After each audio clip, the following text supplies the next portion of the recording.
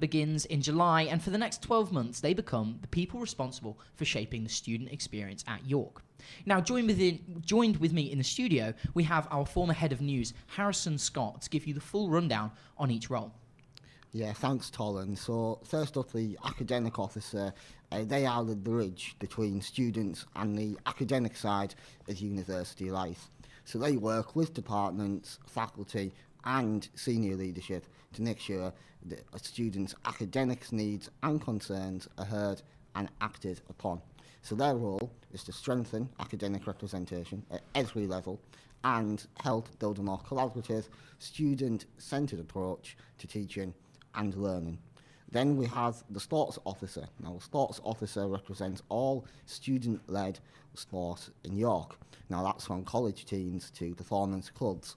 They focus on improving facilities, expanding access, and keeping sport affordable. And they also champion the value of physical activity for well-being and community. Their job is to enhance the sporting experience for every student, whether they are competing, coaching, or just giving something a new try.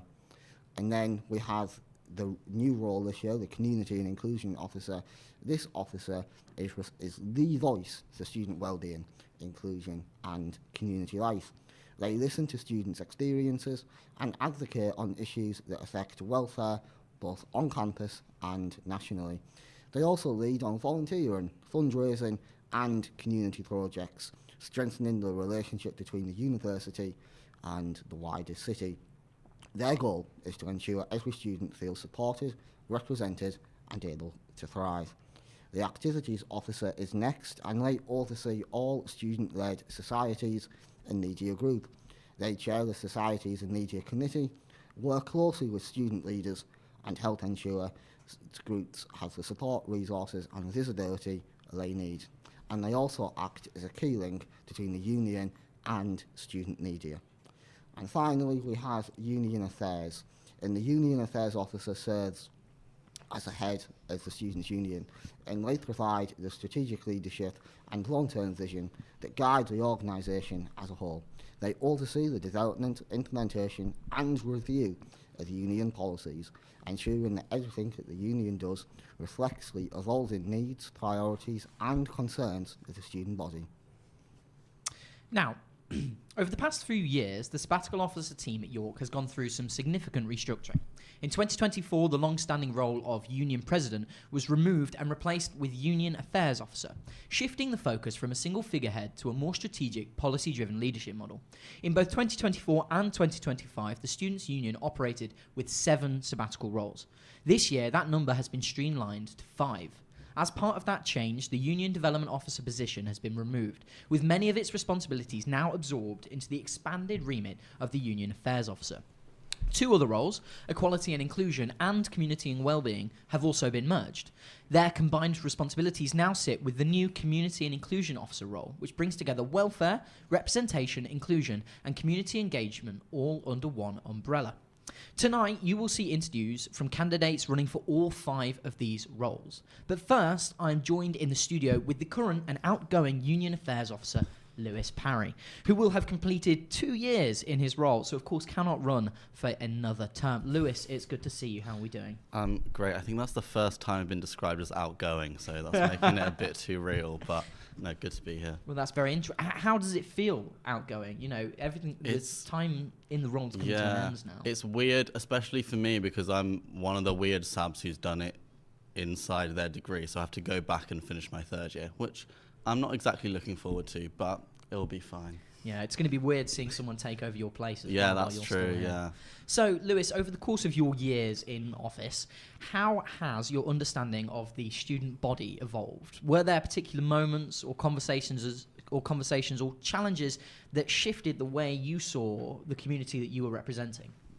Yeah, I think one thing that has changed over the last 2 years, it feels like the student body at York has become a bit more political, which I think is a good thing. We're seeing kind of like student protests and activism that other universities are used to, but hasn't really happened at York. So yeah, it's good to see that from students, but it's been something we've had to adjust to in the student union, how we do our work. That's actually interesting, because one of my other questions was, how do you think the student experience at York is changing? You know, what shifts have you experienced, whether cultural, academic, social, or like you said, political, have happened in the 2 years that you've been representing the student body? I mean, it's not a new thing, I guess, but I think the cost of living pressures are the biggest thing impacting all of those different areas you highlighted on. That's been an issue for years, but it just continues to get bigger and bigger, and still needs some action on. So are there issues within campus that, you know, spread across multiple sabbatical officers' times? You know, something that you guys can't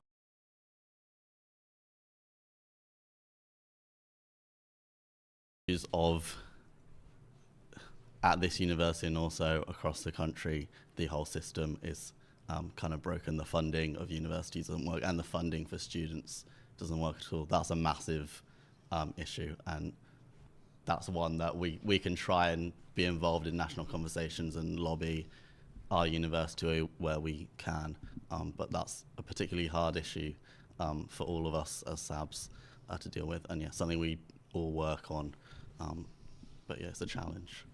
And talking about, you know, taking those things and carrying them on, and things that will always persist in the student experience, are you going to be, you know, sort of hands-on with working with the next sabbatical officer? Not in the way of, you know, helping them guide day-to-day life, but, you know, making sure that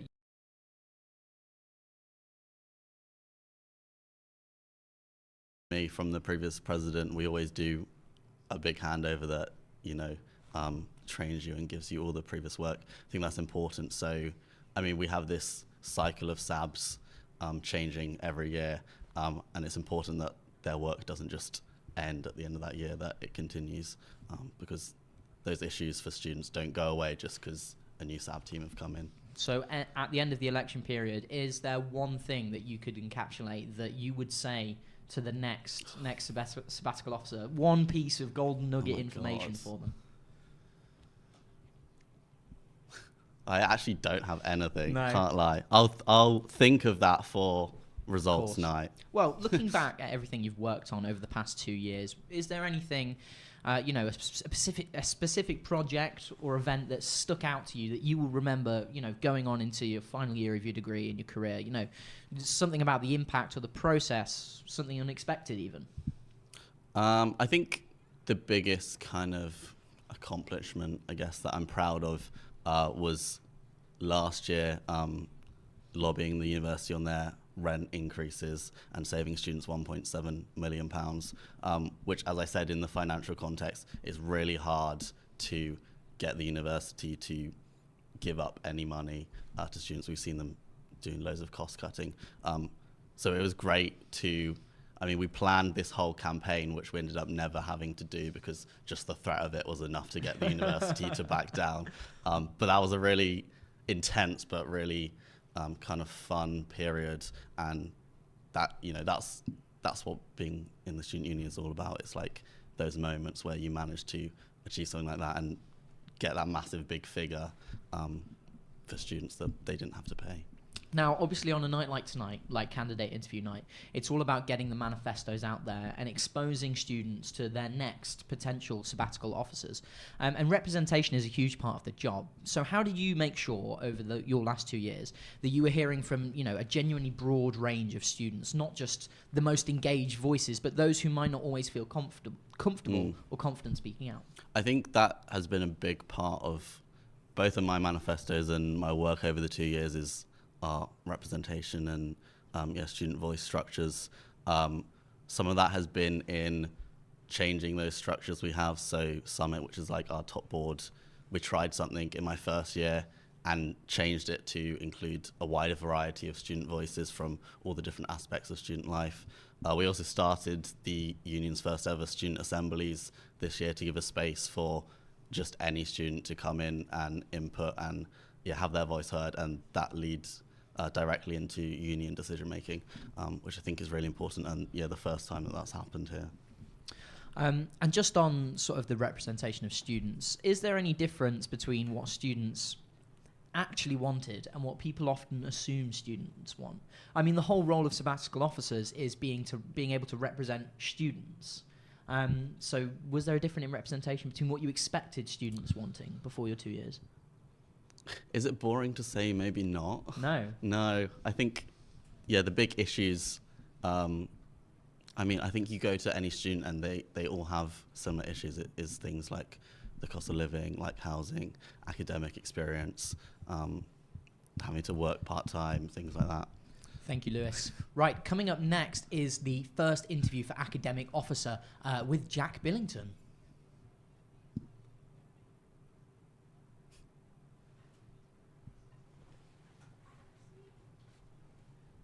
Your work involves overseeing the academic representative system, meeting with university leadership to influence teaching and assessment policies, and ensuring quality assurance across departments.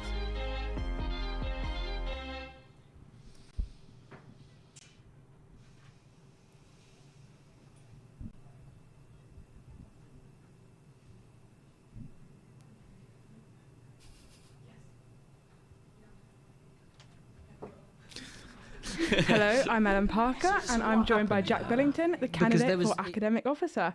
So I guess just start off by introducing yourself and outlining kind of your 3 key campaign points. Yeah, so I'm Jack. I'm going to be next academic officer, and what I want to run for is better recognition for student leaders. A few people have been saying this along the campaign team, as in the same people campaigning, but I think the best place to start there is academic reps.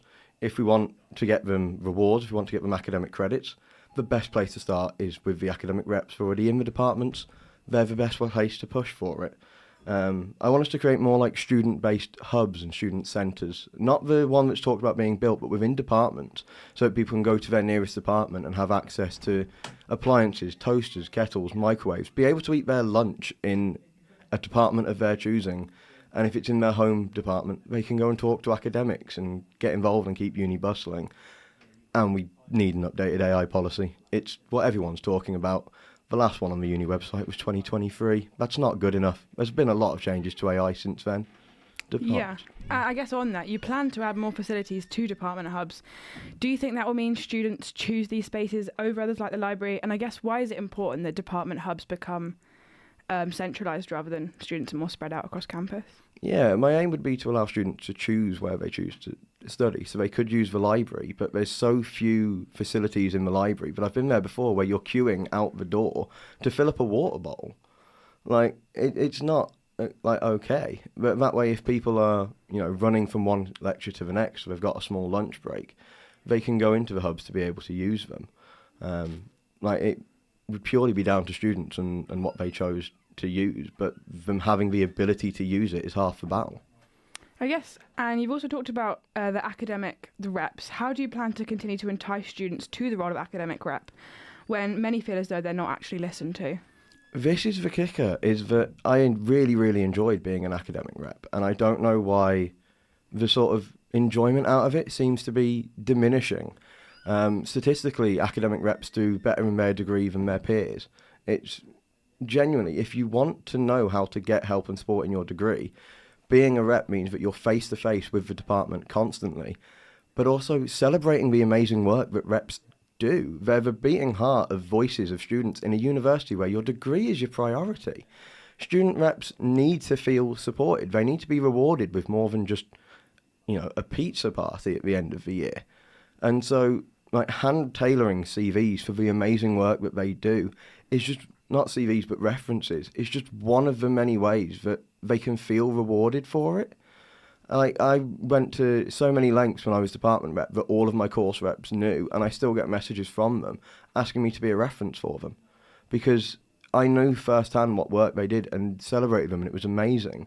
And it's quite a shame because as I've left the team, so many of them have as well, because there's not someone to go, you're doing a good job.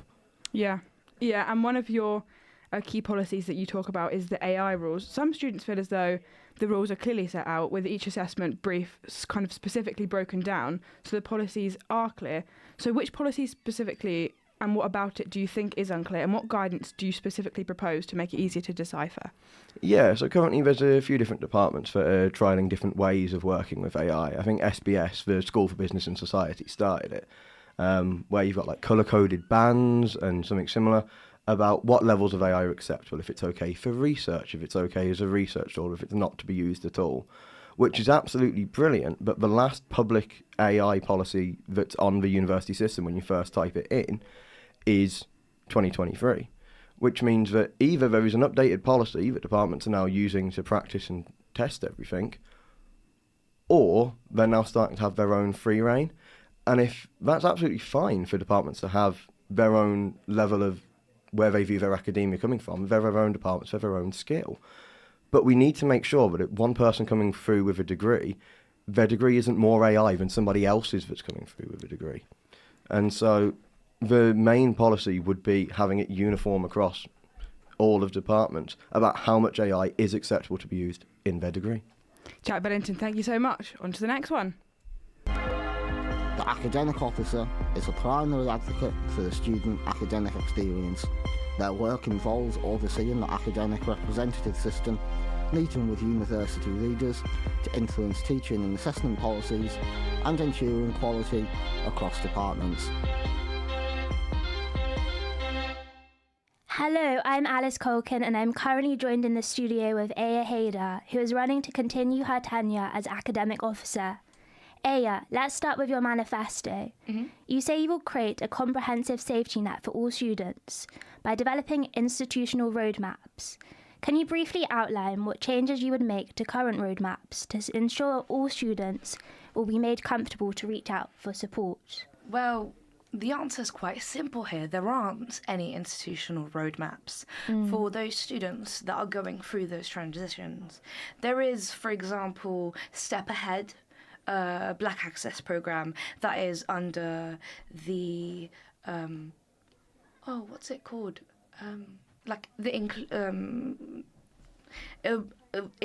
Is part of the university. However, there is no institutional frameworks for students such as going on a leave of absence, transitioning back into academia, or students going on a year in industry who might then, when they come back, who have told me, who have felt isolated, and students then going, oh, I don't want to do a year in industry because of this fear that there won't be anything to help them when it comes to those transitions.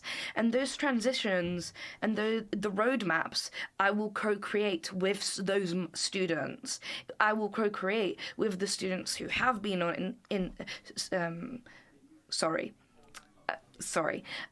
year on industries, leave of absences, and also who have just gone on a year abroad, for example, because it's also the most marginalised students who are left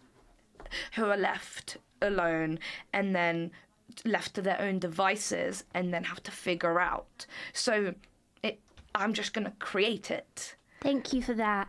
You then propose you will finalise the student consultation framework. What have you done so far on this framework? So currently, so far on this framework, I have done student consultation through the second big academic meeting that happened in February, where we got students and we basically told them we want to create a student consultation framework, and they basically told me their ideas, and from then I've created a document, a proposal to the Pro-Vice Chancellor of Education and Students, Tracy Lightfoot, who is very on board with this and who is actually in the upcoming months looking to bring in more staff, more staff in to actually introduce this into the university. And on the big academic meeting, you talk on your Instagram how you've successfully moved the needle for postgraduate research. Can you give an example of something you've moved the needle for in undergraduate research or to do with undergraduate students?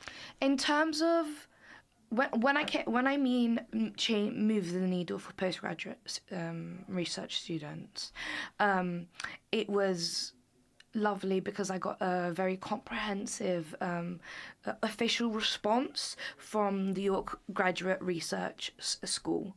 In terms of undergraduate students, I think it has inadvertently moved the way staff have thought about. So stuff like student opinions on AI and student experiences in combined and joint honours programs. I think it really has changed and made staff realise however, in terms of like actual actions, I don't have any, because the issue with academics is that nothing can be changed within the academic year. So like when I said move the needle for postgraduate research students, like I've now been invited to the postgraduate experience committee, which is all about community and how to make their basically their time here the best it can be. Yeah. So, yeah. Thank you. And in the final 15 seconds, what have you been most proud of so far in this academic year about what you've achieved? I guess I would say the big academic meeting. It was a pilot. I wasn't really expecting many people to come. However, we got over 60 participants in the first one. Thank you, Aya. That is time up. Thank you so much for speaking to us today. It's okay. Thank you. There. Joined with me in the studio now is George, who is president of MedSoc. George, I'm going to have a little bit of a conversation with you about, how the academic officer maybe applies to, MedSoc and things like that. So my first question is about Jack's manifesto. And in his manifesto, he talks about making campus appealing. So from a MedSoc perspective, what does that actually mean for medical students who often split time between campus, placements, and clinical settings? That's a very good question. So for my students, what is lacking at the moment, I think, is sort of a 24-hour space, somewhere that they can go to sort of all the time. There's the Law and Management building. I don't know if you know, like the Ron Cook Hub, but yes. There's nowhere like especially for the med students and other sort of science students somewhere sort of collaborative, and I know recently the university's not been so keen on med students using the PBR rooms in the Law and Sociology building, so perhaps that's something that could be looked into for the med students.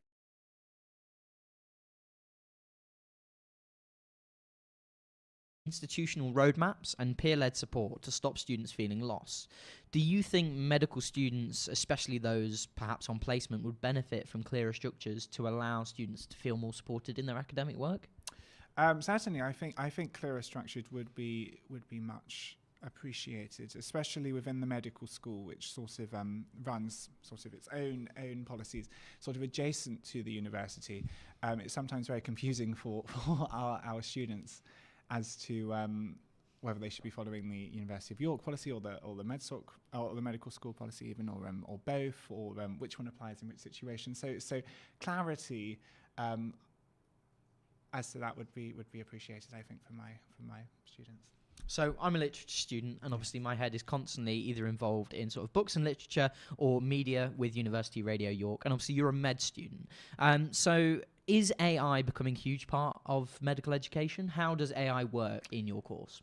That's again a very good question. We're discouraged very heavily from using AI. I'm sure you've heard a lot in the media about the use of AI and how it can be incorrect, and how AI instead of just saying I don't know the answer to that question, it will give you what answer it thinks you want to know. So we're very, very thoroughly discouraged from using AI on account of the fact it might give us incorrect information, which then we could carry forwards. But I feel like there's an opportunity for AI to use it to summarize complex information, or to summarize papers, because a lot of sort of medical research is published in papers in such the Lancet and Science, and they can be quite time consuming to read. So AI could be used as an opportunity to sort of truncate that and give us sort of the key information. And I think maybe opportunities like that are missed by having like a blanket discouragement of AI. So do you think, what Jack talks about in one of his policies in the manifesto is talking about a clear consistency in communication of how and when to use AI appropriately? Do you think that med students would benefit from that? Certainly, I think that would be very, very beneficial.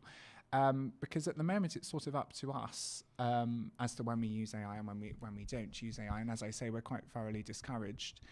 But I do think there are opportunities where it could be very useful, so I would welcome that. So how does the academic rep system work with medical students? Do you have one or a team or? We work with I think one academic rep for medicine, and medicine is quite unique. MedSoc is quite unique in that we have many sub-societies within our society. So within MedSoc, the academic society, there's also like GI SOC, which is gastrointestinal SOC, and like gynecological SOC. Wow. We represent a lot of specialties, and it's a very diverse group of people. It's a very big cohort. We face a lot of sort of unique challenges based on the fact that we're in the university sometimes. The nature of our course is very fast-paced. What we're studying, that we're in the hospital as well. These are all sort of significant factors which the academic reps can sort of help us to navigate. And indeed, they do help us. So yes, that I think there's one specific academic rep who assists us. Yes. Amazing. Well, thank you very much. We now have a prereq video about AI usage and guidance made by the news team. So I think we're heading over to that now.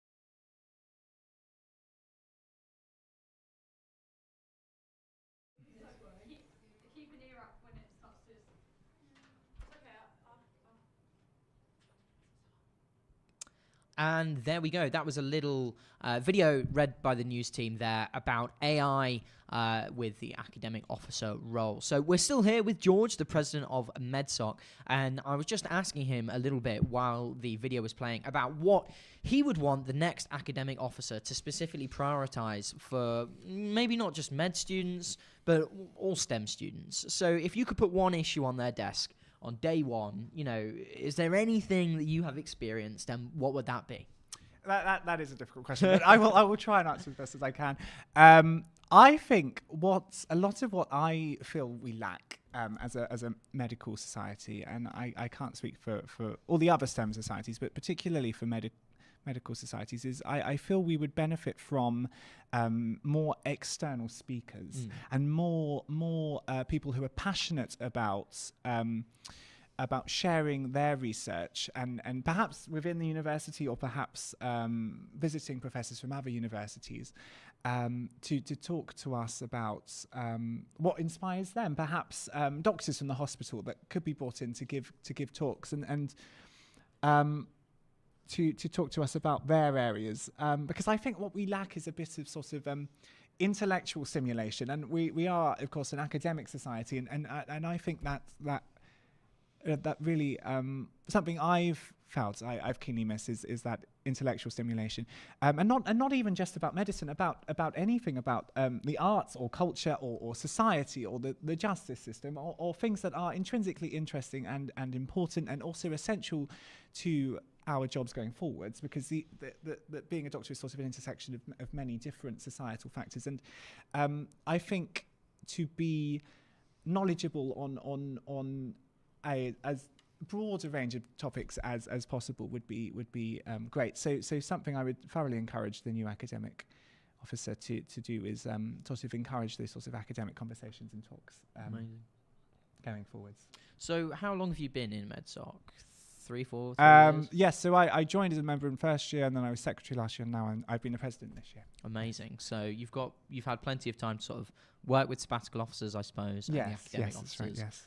And hopefully this year, we will get another brilliant academic officer that will be able to represent those requirements from media societies and, of course, MedSoc too. George, thank you very much. Yeah. It's been very lovely to speak to you.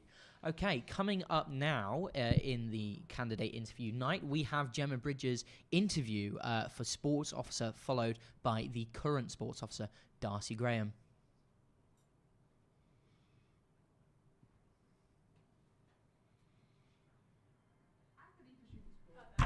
And external bodies.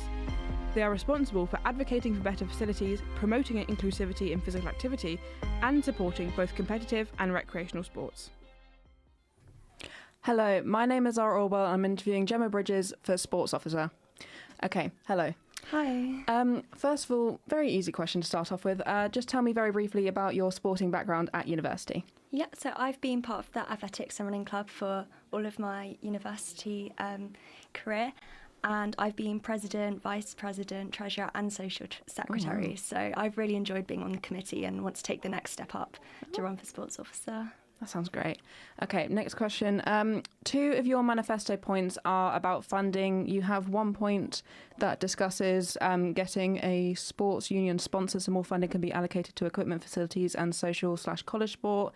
And you also have a point about a focus on injury prevention and recovery through increased resources and further access to discounted physiotherapy. My main question is just how do you plan on completing these tasks? Yeah, so I understand that maybe the sport union sponsor might seem quite ambitious, but back in 2022, the sport union was sponsored by Audi. So I'd want to bring back a sponsor through the same channels that have gone through before to be able to bring more funding in to develop college and social sport. And with the discounted physiotherapy, currently the only hours are on a Monday, which I think is the day that students have the most contact hours. So I'd want to expand that and make an online booking system to make it easier to book as well. Okay, perfect. Do you think that physiotherapy is quite an important part to university sport, especially the discounted part? I think so, because a lot of physios range from about £50 to £80. Currently there's a £10 discounted physio. So I think it's really important that students do have access to that in order to deal with any injuries. Okay, perfect. Next question. You have a manifesto point about inclusion in sport. You say that you want to continue pushing for inclusivity and accessibility for all, especially transgender and disabled students. How do you plan on doing this? So at the moment, Buck's participation policy excludes transgender students because it follows a lot of the non-governing bodies' guidelines. I'd want to increase funding to college sport and social sport and expand it more and advertise social sport more, because I feel like a lot of people don't know about it. Because I think these are the avenues that transgender and non-binary athletes can access more. Okay, perfect. Would you like to just very quickly explain your 3 manifesto points in as much or as little detail as you'd like? Yeah, so my first one is funding and affordability.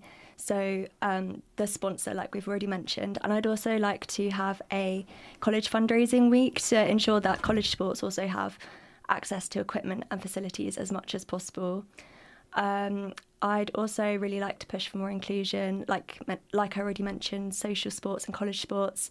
I know that badminton, for example, for postgrads, some of their rackets are broken. So really just making sure there's enough equipment and facilities for that. And injury prevention, I also want to make sure there's enough resources available and introduce a weekly newsletter to provide that information to sports psychology, as well as more training sessions for nutrition and things like that. And I also want to help student leaders as well, making kit easier to order, because I know it's a struggle with all the spreadsheets. If you've ever been a kit sec, you've had a bit of a struggle there. I've got experience with that. I know the struggle. Yeah. It's not so fun. With your manifesto points, do you have any personal experience from it, or is it just sort of where you've seen issues and you've gone, I want to change that? Yeah, absolutely. So I've been injured for quite a long time, and I know how devastating and isolating it can be. So I really want to push for more injury prevention and also injury recovery, and just building on that, getting people back into sport, and also giving people more resources and help to be able to do that. Okay, brilliant. Thank you very much. That was Gemma Bridges for Sports Officer. Now we are going to head on to the next interview. The Sports Officer is the lead to student sport. They convene the York Sport Union and represent athletes to the university and external bodies. They are responsible for advocating for better facilities, promoting inclusivity in physical activity, and supporting both competitive and recreational sports. Welcome back, everyone. I'm Isaac Wilson. I'm joined by York SU's current sports sabbatical officer, Darcy Graham, who's aiming to retain their role come March 20th. Darcy, how are you? I'm good. How are you? I'm good. Anyway, we'll start with the deep cut questions. The tagline for your re-election campaign is #DarcyDelivers. Last year, your big 3 manifesto points ran, as written in York Vision, were to reduce barriers to participation through disability in sport initiatives and greater representation for all underrepresented groups, to provide sports students with high-quality mental health, injury prevention and coaching support to help them succeed competitively and as individuals, and to ensure our sports union is both economically and environmentally sustainable. How have you delivered on all 3 of these manifesto points of the last year? Sorry, I'm not sure where to start.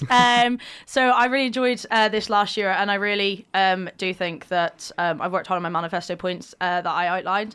I'm starting with the last one because it's in my head, but both economically and sustainability wise, I've done a lot. So I've worked really closely with clubs this year to try and reduce our transport emissions. So it's like a current work that we're doing at the minute, and also trying to secure a green transport fund for clubs so that they can fund more sustainable ways of getting to and from fixtures. I've also worked to secure more money, so we've secured more money through U Fund for different clubs this year, the most that we've secured in a good few years, and also working with York Sports to talk about gym memberships. It hasn't been something that's been implemented this year, but we are still in talks about introducing a discount starting from September. Unfortunately, just the time of year that you start, they'd already set their prices and stuff for the year, so I hadn't been able to. With inclusivity, we've pushed for more. I've increased the social sports program that we've got here at York. We've increased our post-grad sessions, which was one of my focus points, as well as some more LGBTQ sessions. We've also introduced an injury support group through my sports union committee, with 2 of my wonderful committee members, Maddie and Charlie, who have been running that for me, which have been amazing. And we're currently doing more work behind the scenes to try and find more compensation for injured athletes and how we can support them going forward throughout. And and I've worked really closely with clubs this year to try and get them on the map more, to try and give them more support, be a sports officer that was really present for them. yeah. Sorry, I feel like I No, rambled a bit don't worry there. about it. So just kind of leading on from the kind of talk on injured athletes, the Coffee Morning was introduced this year, and in your manifesto you've promised to expand upon the injury support group. What does an increase in reach, as you put it, mean in practice? Yeah, so in practice, I really would like to get some more external speakers in. For those, obviously, I'm an athlete myself who has been obviously injured loads of times throughout my career. I've been really lucky, touch wood, to avoid those big kind of career-ending injuries. But I've worked really closely with both students and non-students outside of, especially through City of York Hockey Club, who have got those bigger injuries, and people like that more who have kind of made a career out of not being able to play, weirdly. Those are the kind of people I'd really love to bring in to speak to students and show them that it's not the end and that they still can have a place in sport, as well as trying to push through. We've been speaking to some of the current students coming to our support group about giving them like more qualifications and trying to help them both financially support them through coaching qualifications and whatnot, so that they can still participate in sport even if they're not able to compete. Superb. Your manifesto says you'll keep pressure on BUCS to review their transgender participation policy. And what progress have you seen so far in making BUCS competition more inclusive for trans athletes? Yeah, so unfortunately the BUCS rules have been really difficult for us to navigate this year. I've been working alongside other officers around the country, as well as BUCS's inclusivity officer that they've got employed to continue making sure that the policy they're doing works for students and isn't just to not just let them get away with going with, well, the NGB has said this, so we can move on and try and get some tangible results. We've been able, at least locally, to be able to make sure that our college sport rules have remained trans inclusive. We changed all of those over the summer so that all of our college sports are identity based rather than due to your sex of birth, which was a really big push for us. And like, we can't necessarily change everything nationally, but we can do what we can here, and I was really proud to be able to achieve that. And with 20 seconds remaining, what's your favourite memory of the last year? Sorry. Oh, honestly, I've loved so much of it. I think college varsity though takes it. I know we didn't win it in the end, but the entire day filled with college sport, I loved it so much, and I felt so proud to be York sports officer and to be representing those students. And yeah, I just had a massive smile on my face the entire day. Thanks so much, Darcy. Sports officer. As the lead for student sport, they convene the York Sport Union and represent athletes to the university and external bodies. They are responsible for advocating for better facilities, promoting inclusivity in physical activity, and supporting both competitive and recreational sports.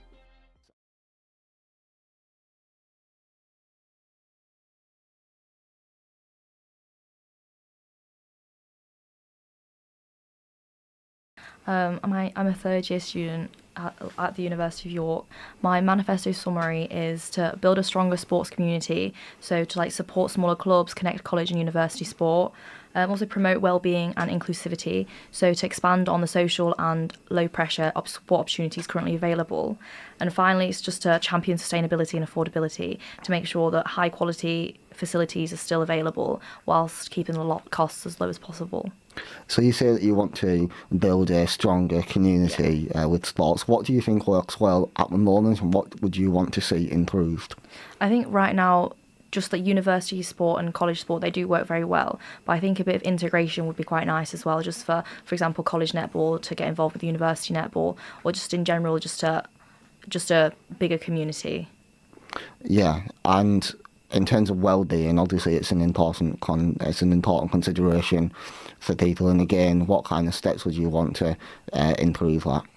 I think I want to just improve the initiative of like more people getting involved for sport for their mental health, because I feel like mental health is deeply connected to like activity and stuff, and I feel like with sports and stuff, it's a good way to kind of benefit your mental health. So I would really kind of push for initiatives like that. Yeah, and do you have any kind of specific initiatives that you think would work well with kind of specific sports or certain societies? I had an idea of more like kind of having like a mentorship thing, so beginner people or just people in general who want to start sports, they can kind of sign up to something where somebody more experienced can take them on, I suppose, because I know that especially in first year it's quite daunting to start a new sport or try something different, so to have the comfort of somebody else might be beneficial to a lot of people. Yeah, of course. And one of your manifesto points is about mentorship programs.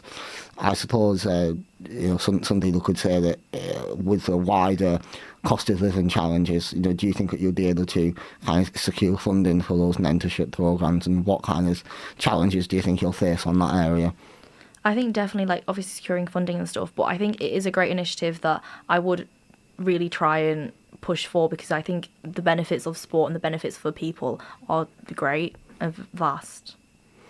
Yeah, of course. And what experience have you had with sports societies, and kind of what other areas do you think you're qualified in that you can do this job? So currently I play a lot of Constantine netball, and I'm the captain for badminton, and so I've seen the benefits of sport and the benefits of creating kind of a smaller community. And I think also I've run a lot of extracurriculars. I used to volunteer for my local netball charity and like youth clubs and stuff, where I ran specifically sport focused activities, and so that's something that I think would be a good experience to bring into this. And do you think that you have the skills to be able to speak to a wide range of societies? Because obviously there's a lot of different sports in the University of York. And actually, I suppose as a second point, would you be interested in encouraging more types of sport to be played? Yeah, absolutely. Another thing that I wanted to do is kind of showcase sports on like a weekly basis. More so, I would try the sport and like I would kind of give my first-hand experience via like social media, because I think with smaller like clubs especially, they don't get as much recognition and people don't really know about them. And I feel like for me to have first-hand experience to kind of showcase the sport would be a good opportunity to get new members, get people to try the sport, and also just to increase people participating. And I suppose, how do you think that you can increase smaller clubs' kind of size and reputation? Is it mostly on social media, or would there be things that you could do on campus? I think definitely social media. That's a big one for right now. But also, I don't mind, kind of highlighting the sport to new people, because I think it's great to try different things, and you might as well. Yes, of course. And I suppose finally, very briefly, what do you think, what would be your biggest thing that you'd want to do in the role? In the role, I do want to create a more participation and more engagement with just general sports in sports in general. I think especially for like smaller clubs, obviously running, because I only run Constantine badminton, so we are a small size club, and I would prefer to get participation and get more people involved. And so that's one thing that I think I would push for, is to get smaller clubs a recognition. Well, thank you for that. That's all we've got time for today. Now over to the next segment. And I am joined by Maya, the volleyball coach, and Freya, captain. See, I knew I'd get it wrong. And Freya, the coach for York Hornets. But not only that, you guys are, of course, both York Sports Union committee members, are you not? Yes. Yeah. Amazing. So how about we start the conversation a little bit by telling me, what sports means to you as, leaders of your societies, what sports means in York, and why these elections are so important for you guys.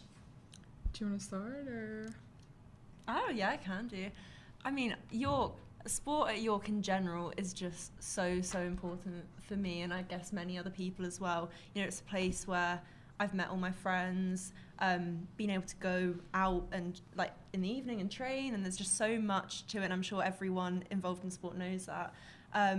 But it's also really important kind of behind the scenes, what you don't see in working on a committee. You do actually, especially York Sport Union Committee, you see how much work actually goes into sport on like such a wider level, and every single issue a club has, a lot of the time it will be asked for advice from the sport officer, and the committee, and all these issues get brought to committee. And I think without being on these committees, you don't see how much actual work goes into it, and it is, I mean, you can probably say it. For me, I think sport essentially means everything for me at York. Like, it's literally my home. Like, I've met the people that I've lived with for the past 2 years. Like, it's just the place where I go to when I'm happy, when I'm sad, when I'm anxious, whatever, and then I know I'll always find comfort in it. And I know that there's so many people like in York that feel the same about their sports, and that's why I think that picking the SAB, like the sports officer that feels like they represent you best, is so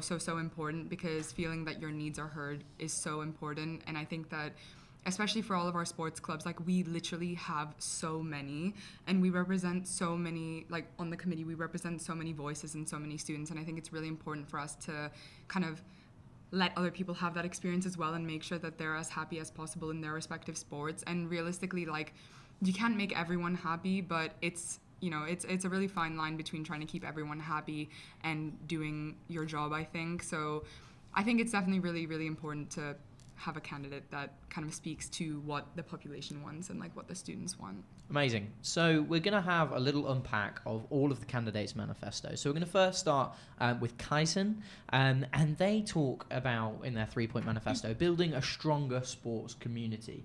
Do you guys feel, that a stronger sports community is needed at the university?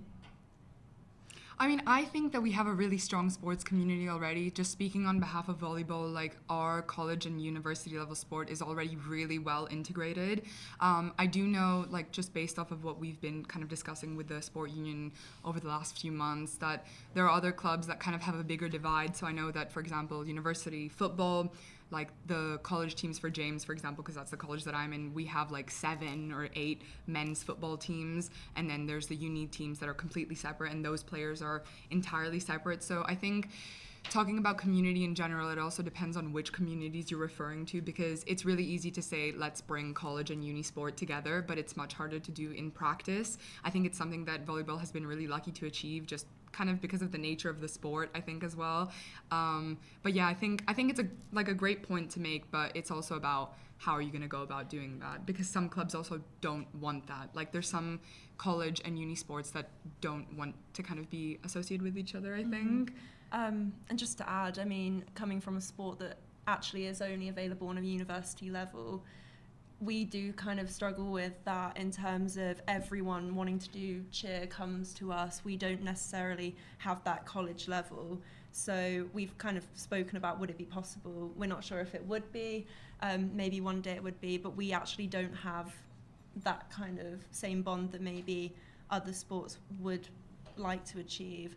I mean, we occasionally will have socials with college sports, but aside from that, we don't necessarily get involved too much. But would you like to? I think it would be nice. I think occasionally, I mean, we performed at varsity, and obviously that was college level, and I think we do have a little bit of like community in that sense, and it is really nice to get involved. But yeah, I think it is just a little bit different for some sports that don't have potentially that. Amazing. connection. So Gemma's manifesto. Gemma wants to secure a sports union sponsor in order to increase funding. How transformative would extra funding be to your clubs, and especially clubs that are struggling with equipment and facility costs at the moment? Yeah, I mean, I think funding's always great, isn't it? We personally, and I'm pretty sure every club ends up applying for funding at some level, and I know we personally have to do a lot of fundraising. I mean, that's why we're in like Challenge Week. We're always looking for extra money. So yeah, I think that actually, funnily enough, one of the things that's quite interesting is that there were a lot of budget cuts in many different like kind of fields within the university this year, but sport was actually one of the least affected in that domain. So I think a lot of people this year have been kind of complaining about the budget cuts, and actually sports, luckily, has remained quite largely unaffected in that sense. Like the budget that we got last year is not that different, or I'm pretty sure might be the same as what we got this year. It's just the issue is that there's always more clubs being made and more like teams being formed. So it's like, it's less about, obviously more money is always great, but it's also about organizationally figuring out how to balance more teams versus new sports, or like where is that balance, I guess. Obviously money is great. So almost all of the manifestos talk about inter-club sharing, sharing of equipment and facilities and things like that. Is that actually a practical solution?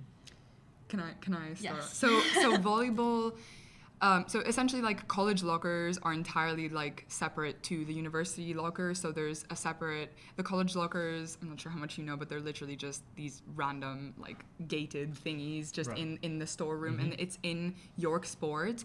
And so the issue with kind of sharing equipment and things like that is essentially space. Like, it's a huge concern, and the thing is that I think it's very easy for people to put on their manifestos that, you know, we'll find places for you to put your stuff, but Freya and I were talking about Cheer, and Cheer stores their things off, like, campus, if that makes sense, like off the sports center. Yeah, so we basically have to train for the most part in Hendrix because that is where our mats are kept. I don't know, there's like a little room behind Hendrix and we have to like drag them through every single session.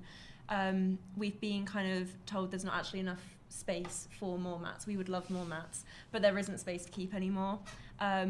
Obviously, if there was an extra space, we would love that, but we've looked into it and there just actually isn't the facilities for more mats. And, you know, if there was, it would be a lot further away from where we needed them to be, and it would take, you know, half an hour to get them over before we even got to start training.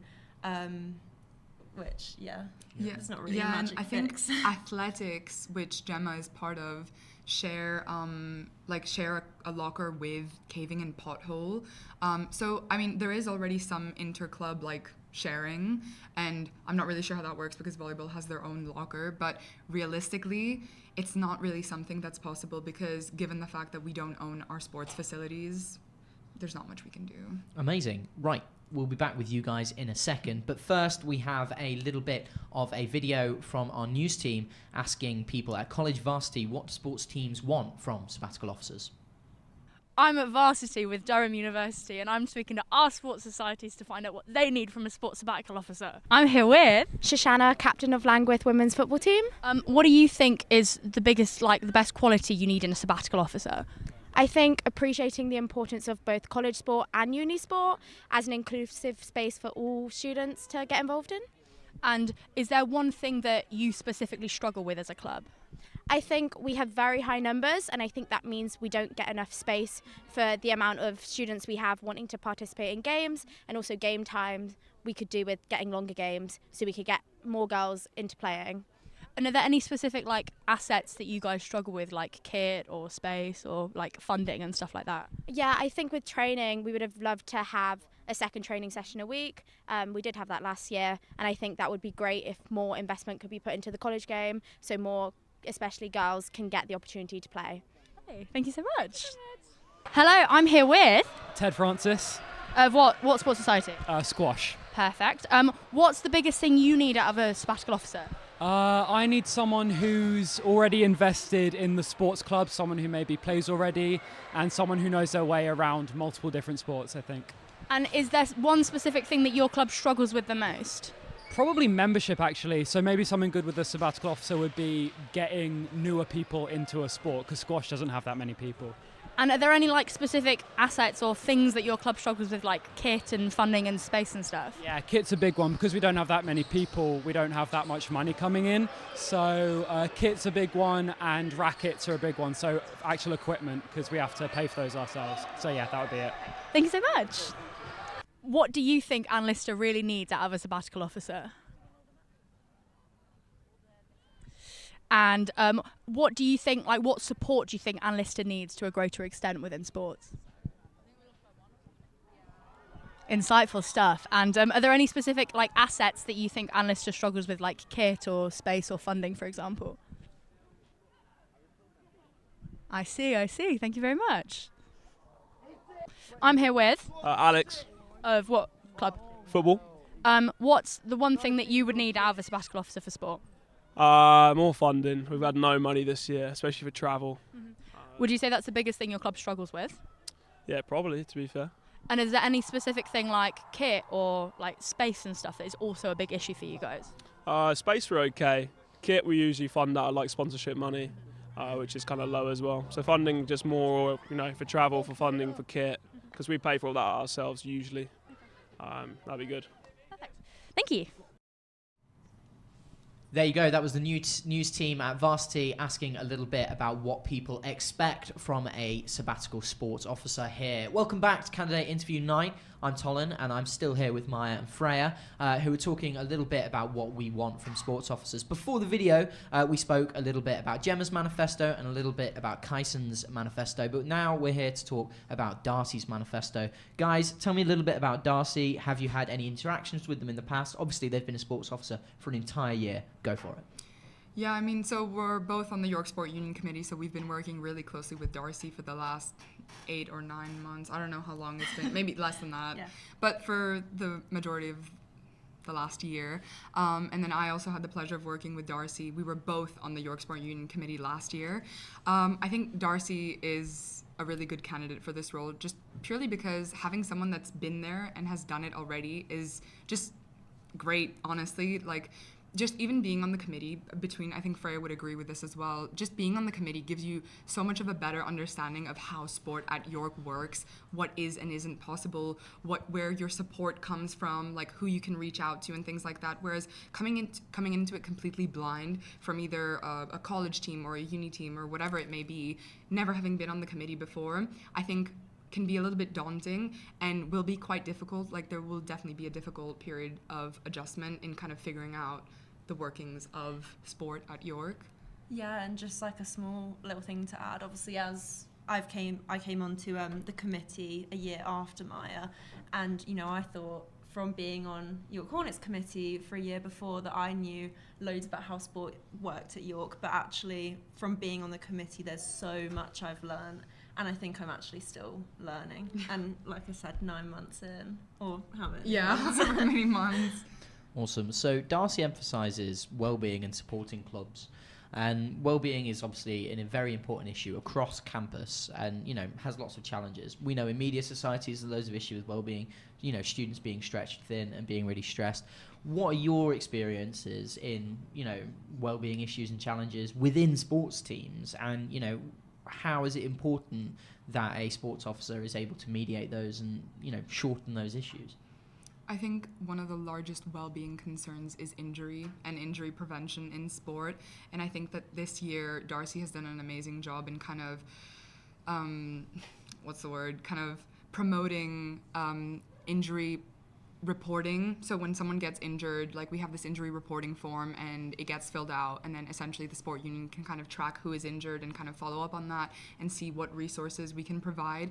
And then another initiative, maybe Freya, if you want to talk about the coffee mornings. Yeah, so 2 of our other committee members have been running injury sort of coffee chats for students who might feel a bit withdrawn from their sport due to an injury, because obviously you can't play if you're necessarily injured, and it's been a really, really nice way of getting people together and sharing their experiences. Awesome. Thank you very much. So that has been Maya and Freya from the volleyball captain and the coach of the York Hornets, and together York Sports Union Committee members. We're going to be moving on now back to the candidate interviews for activities officer. First up is Alex Brown. We'll see you in a few minutes. Thank you. Student experience outside the lecture theatre. They represent and support all student-led societies, overseeing their funding, training and resources. They also act as the liaison for student media and chair the Societies and Media Committee. Their goal is to boost student participation, foster a sense of belonging and ensure extracurricular activities are inclusive and accessible to everyone. Good evening, my name is Hol Jones and tonight I am joined by Alex Brown, who is running to be your next activities officer. Alex, how are you doing? Hiya, how are you doing? I'm good, thanks. Thank you for having me. No worries. To get us started, could you tell everyone why you chose to run for this position specifically? I've had my grievances with the student union and the commercial services team when I was running a bingo event, and I've kind of wanted to see better from the university and just elevate it to another level for like bigger events, for societies to just get the funding that they need and reward students as well. Yeah, great. So your manifesto points have 3 catchy headlines. Revive, Reward, Reinvent.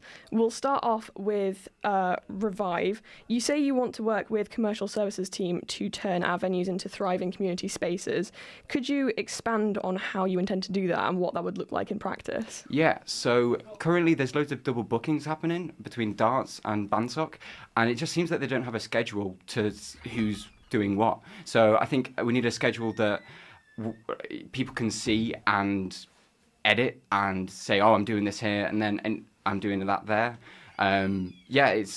it needs to be public available, that we know what's going to happen. And I think that's a clear way of communicating to what's happening. And I think also we need to have more events as well. And I think we just need to push the commercial services linking with students. It's kind of the students are linking with the commercial service team, and we should be go, yes, you should do this event. We could do that for you. We could do this. And it's just not happening at the moment, no. Right. Moving on to your second manifesto commitment, you say you want to create a reward scheme for student volunteers. Why do you think that that's an important commitment for the uni to take, and how do you plan to take that forward? So I've been on college committee since, I was 2 years ago, and they've been talking about doing a reward system since then. And I think it's so important that we need to give back to student leaders, because they put so much time and effort, and through a cost of living crisis, you're still struggling to go eat out or have a pint, and we should be saying, no, look, come to our venues and we'll reward you for helping make such a big community. I think that's so important. Yeah, so what would the rewards be? The rewards, so student discounts at bars. So there's already a 20% for staff members, so why don't we give that to the leaders? Right. We should do 50% for the week after, for college committees for after Freshers Week, because that's what staff get as well. Yes, the summer ball tickets should be given out free as well, and Roman Raid and Viking Raid as well, because they literally cost the uni nothing. Yeah. It's just a setup of route and a T-shirt, and I think you can give away a few T-shirts and give back to students. Yeah. Right. You also say that you want to simplify event planning by using a student dashboard. Mm-hmm. Could you build on that a little bit and explain what the uni is currently lacking in planning? Yeah, so currently they have an EMF system, which you have to be on university Wi-Fi to access.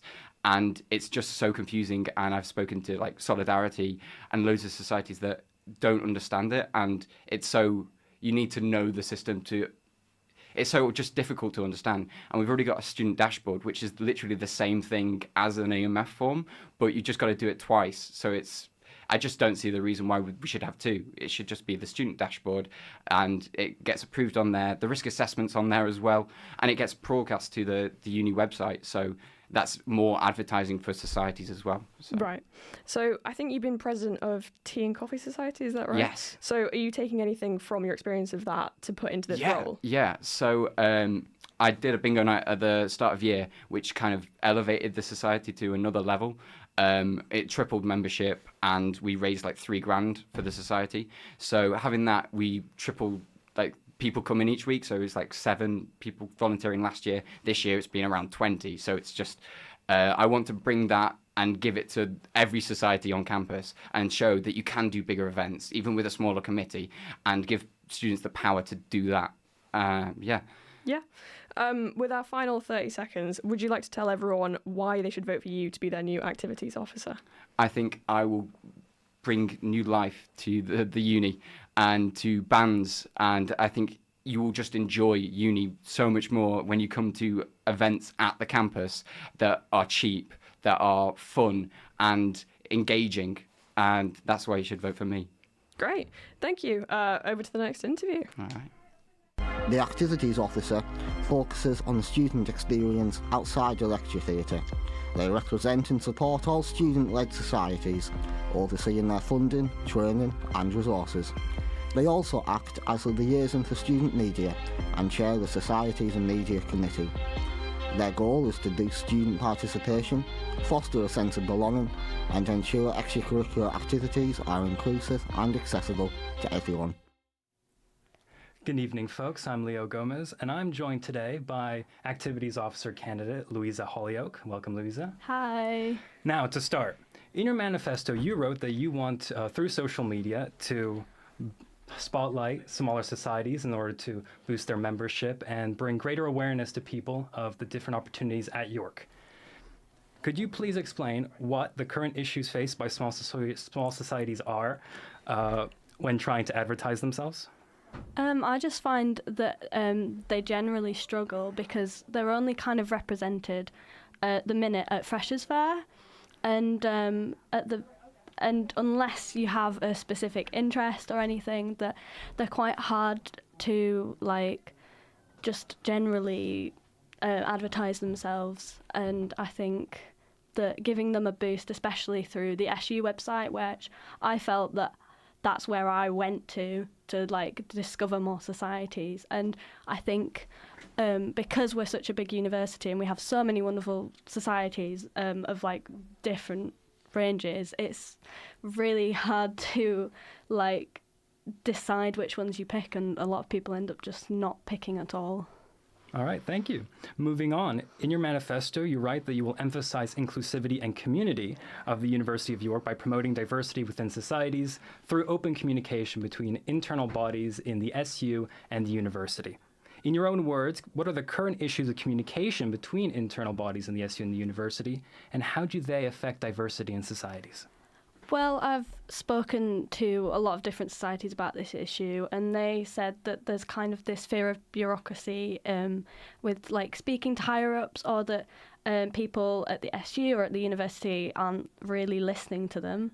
And I just think that the SU SABs as a general, like, our mission is to help break down that student voice and help that be put across. I think like this generally would help with any sort of diversity. I think the more voices that are heard, the better, and then that just would help higher ups at the uni to actually listen to what generally what committees want. Okay. In your manifesto, your final point focuses on a commitment to continue the initiatives of the outgoing activities officer. Mhm. Specifically, you mentioned the Challenge Week and reserved but not for students. And in regards to the latter, how do you plan to address the issues of room bookings, and how will your strategies differ from the ones used prior?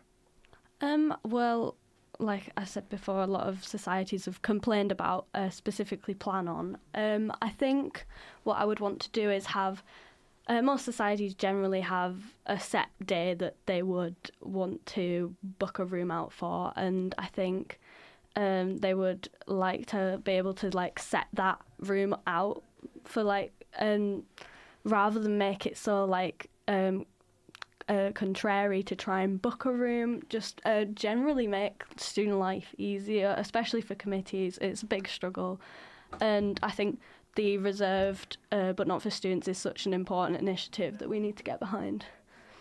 Mm-hmm. Your first manifesto point emphasizes the importance of supporting smaller and more overlooked societies. Mhm. While problems like funding and room bookings often affect a majority of societies, some niche or more complex societies like the student cinema often face issues that get overlooked due to a focus on majority initiatives. While executing your aims of your first and final points, how would you balance addressing the issues of majority while supporting those with niche issues? I think a lot of issues are like can be met, you know, by with like a shared goal type thing. I think it's just like I said before, like actually listening to societies and especially committees. They know what they need the best, and I feel like a lot of their issues, like you said with the student cinema, like not enough funding and the room bookings especially, they just get overlooked so much. It's just about listening and like really making the student voice elevated. Okay. Thank you for joining me today, Thank Lisa. you. Activities Officer. This role focuses on the student experience outside of the lecture theatre. They represent and support all student-led societies, overseeing their funding, training and resources. They also act as the liaison for student media and chair the societies and media committees. Your goal is to boost student participation, foster a sense of belonging and ensure extracurricular activities are inclusive and accessible to everyone. My name is Saffron Larmer, and today I will be interviewing Harry Groom for Activities Officer. So, hi Harry. Hello. In your manifesto, you mention independence and autonomy for student groups. Can you expand on this bit using an example of why this independence is so important? In my opinion, independence for student groups is, well, very important. An example from my personal experience running student groups, I've been president of Linguistic Society for 2 years now. And some of the requirements for running quite complex academic events with external speakers, it's a mountain of paperwork that requires a lot of oversight. And for something as simple as an academic speaker coming in, I just want to streamline that for student groups, make it easier to host large-scale events. obviously, I come from a very academic, educational society background. I serve on the Societies Committee, representing academic and educational societies, so I kind of come from that side. But this also applies to things like sports groups with external visitors. You may want it to be easier to get groups to invite them in. And I really want to give groups the autonomy to do that, rather than going through five or six different processes in order to do something as simple as have somebody on campus for an event. Brilliant. And how would you achieve fair funding for society? Something else that you line out in your manifesto? This is again something from my personal experience. I am also president of Bridge Society, the card game for reference, and some of the equipment for that is extraordinarily expensive. We are a very small society. We don't have the resources to do that. I've talked to a lot of other student groups who are in a very similar position.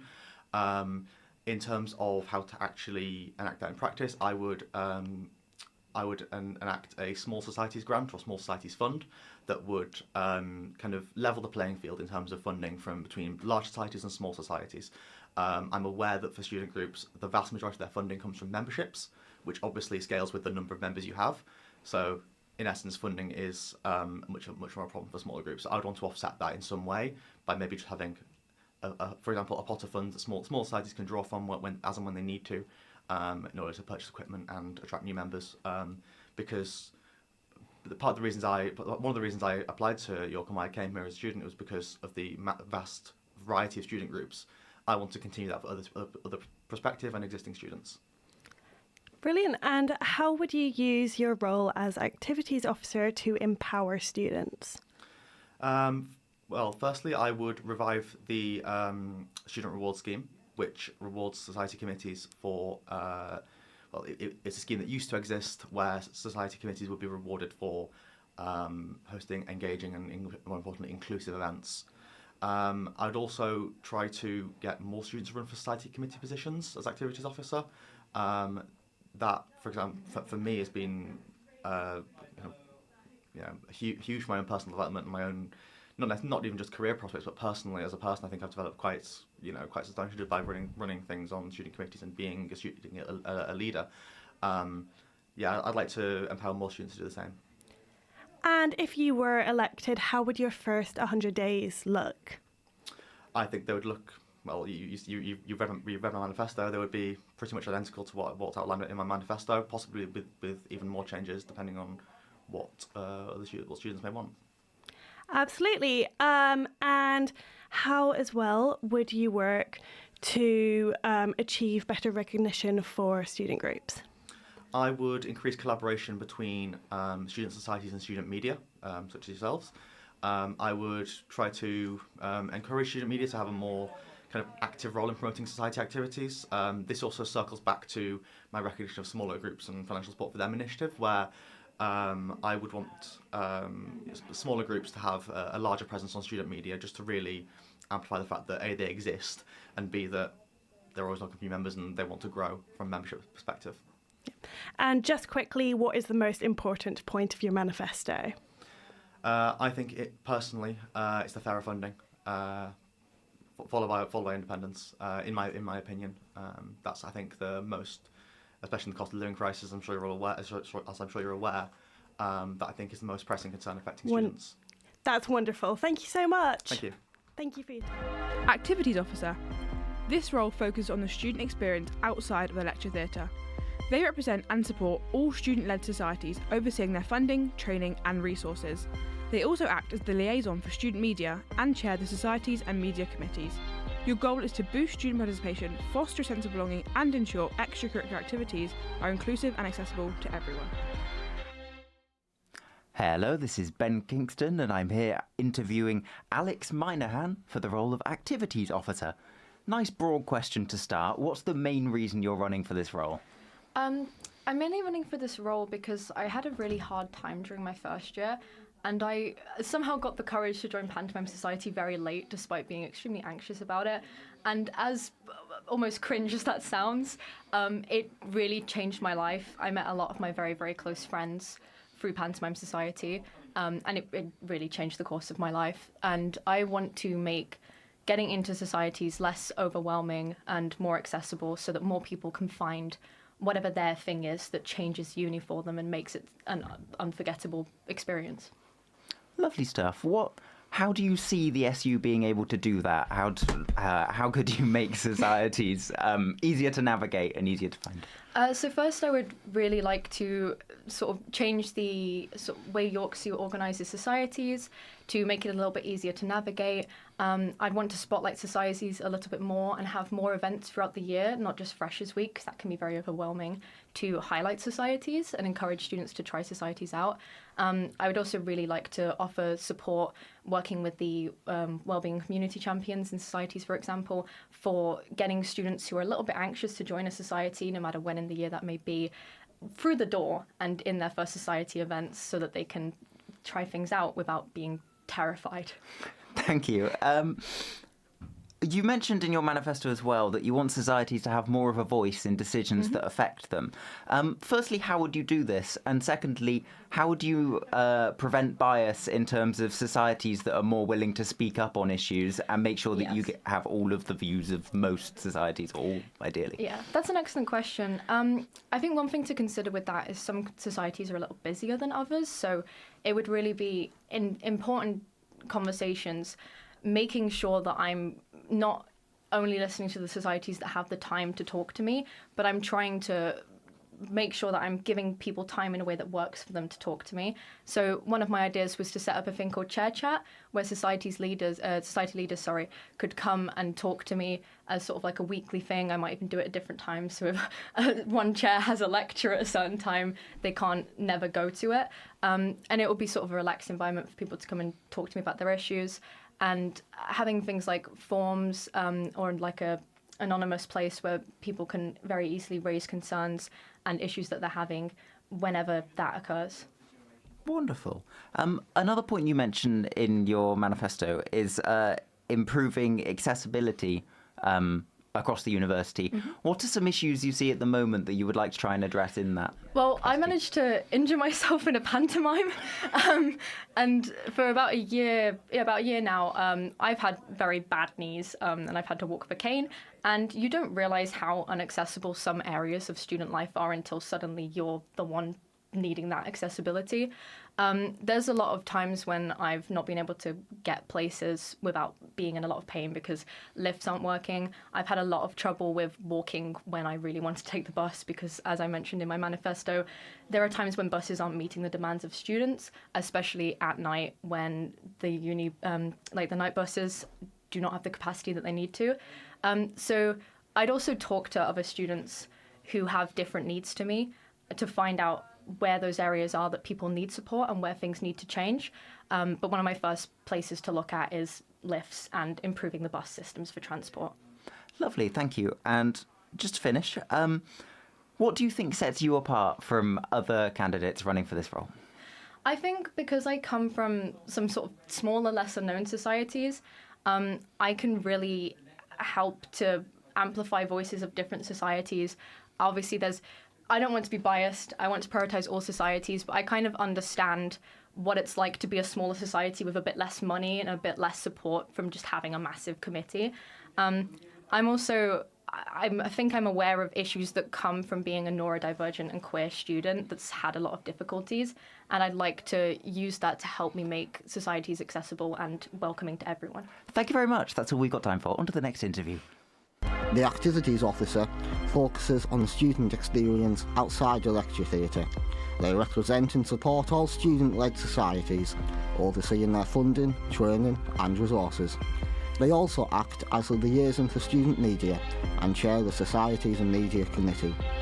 Their goal is to boost student participation, foster a sense of belonging and ensure extracurricular activities are inclusive and accessible to everyone. Hi, I'm Caitlin White and I'm interviewing Ella Kemp for the role of Activities Officer. Hi Caitlin. So, how do you plan to recognise the work of societies and their committees? Yeah, hi, thanks. There are different ways I want to do that.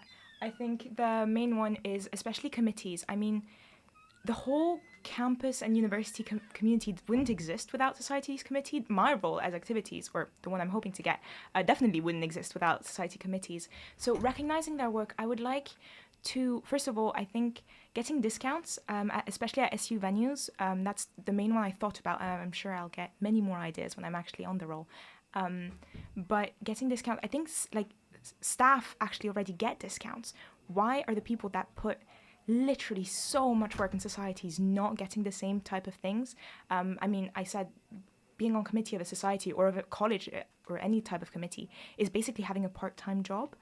So I think they definitely should be recognized that way. I think I also want to recognize how challenging it is to, I mean, it's part of my manifesto, but how challenging it is to create or adopt a new society because you don't have a person to talk to, and to recognize that challenge by creating a buddy scheme that will pair those students with people that have experience in those roles. Those are like two of the big ideas I have. I'm sure there's so much more to be done. Perfect. So are there any other ways that you would increase support that societies receive from the Students' Union? Yeah, of course. I think the biggest challenge that I've heard from students and that I've seen as a student, as a society member, as a committee member, is that students don't know how to get in touch with the SU or with the Student Union. Even with the SABs, I think it's really hard to get that communication through. And then I'm also a volunteer for the Student Union, and I see how hard they actually try to get in touch with the students. If you've ever been at a Student Union event, they often have these like big boards with like a mind map of like, how do we contact you? And it doesn't seem to work. So one of the support I want to do is I want to create a feedback form for students that are part of societies or for committees directly, because both are really important, to get in touch with me directly so they don't have to go through DSU, which can be a bit complicated and not always get the information through. But actually get directly in touch with me so that I can know what they want, what they hope for their society, and actually help them in whatever way they need. Yeah. So you also talk in your manifesto about sustainability. How will you work towards sustainability that suits the budgets of societies? Yeah, I think that's two big issues that I talk about basically every day. My degree's in sustainability. And I realized that the university is kind of in a super complicated financial situation. The money's just not there, but societies still need to be able to function, still need to be able to do all the amazing things they do. And I think there are already things that are there, like the Sustainable Development Grant. It's something that's there already, that's existing, but that students don't use much. It's there for all societies, but I realized that in the last round, that was in February, only 2 groups actually asked for the grant, and one of them was a volunteer group, one wasn't even a society at all. So I think that's something that student groups should definitely use more, because it's there, the money's there, it's just not being used. Also, the other thing I would like to do is create a library of things, as I call it, which is basically just a place with kit, equipment, repair kits, tools that societies can use, because I think a lot of the things they buy are either because what they currently have is broken or because they're just going to use it once. And if they stop doing those buys because the SU provides the tools to repair or the things that most societies will use only once, that gives a big part of their budget that they're still able to use for other things. So it really would help to make the most of society budgets while being sustainable. Perfect. And just a really quick question to finish. What would be the first thing you would want to do as activities officer?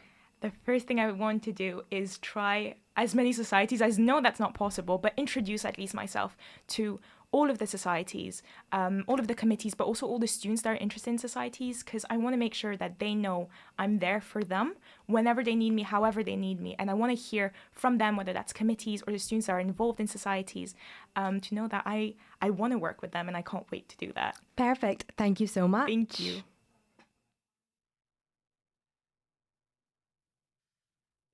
There you have it. That was Ella Kemp's interview for Activities Officer. You have just heard 5 interviews of people running for the role of Activities Officer here. Welcome back to the Green Room at Candidate Interview Night. I am joined with Antonia from News, Ruben from YSTV, and George from Vision. And we're going to have a little talk about what Activities Officer means to society. So does anybody want to start?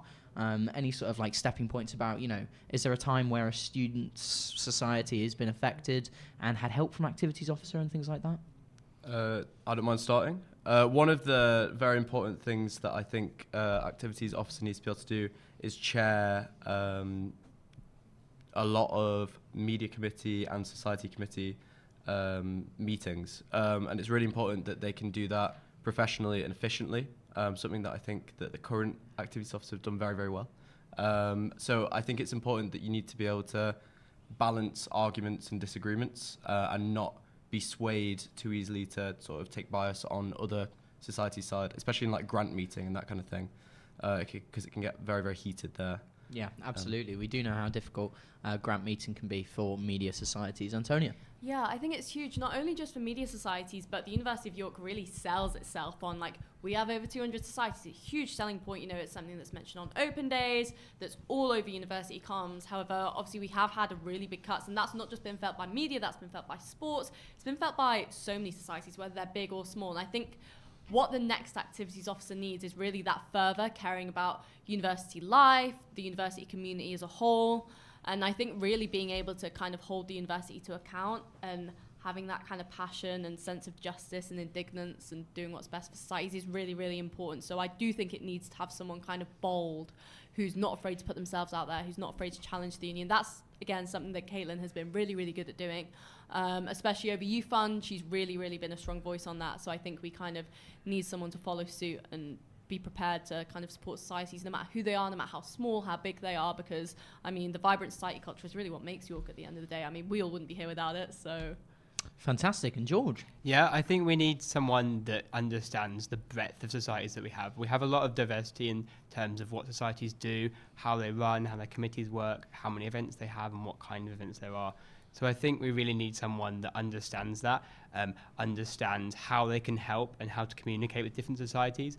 And I think someone that stands up for societies and makes them visible throughout the university and the city. Amazing. So just before we cut to the green room, we had an interview from Ella, and her three main points kind of go over supporting leaders, sustainability, and feedback. Now, how well supported do society committees feel right now? I mean, I do think media are at an advantage because, I mean, we all tend to have quite a large membership, so we do have that slightly larger voice. We're kind of out there a little bit more. But I do wonder whether it's the same thing for the small societies, like I've been a political society before, and they kind of have a more detached relationship from the SU, and it would be kind of nice to see more of a unification, more of a platform for all of societies. So I think that feedback and being able to say, hi, this is how we find it, again, even if it's a society with, I don't know, 20 people in it compared to having 250, I think that feedback needs to be constant and not kind of compartmentalized just for, say, media committee, sports committee. I think that, yeah, every society needs to be able to have their own voice no matter how small they are. Perfect. Yeah, I, as a representative of YCV, feel really, really supported by the student union. However, I don't think that's something that's just going to be able to continue without someone supporting us, you know. It's not just like, okay, the SU supports us right now very, very nicely, but if we have an activities officer who's not prepared to do that, then that support can like really, really wane very, very quickly. So I think it's important to have someone who's committed to doing that and also sees the fact that this support has been achieved by hard work and it's not something they can just step in and will continue without their hard work as well. Amazing. Yeah, I think we need someone with a vision for what societies can be and for what societies are and how we can develop into different ways to make societies what they really can be. Yeah.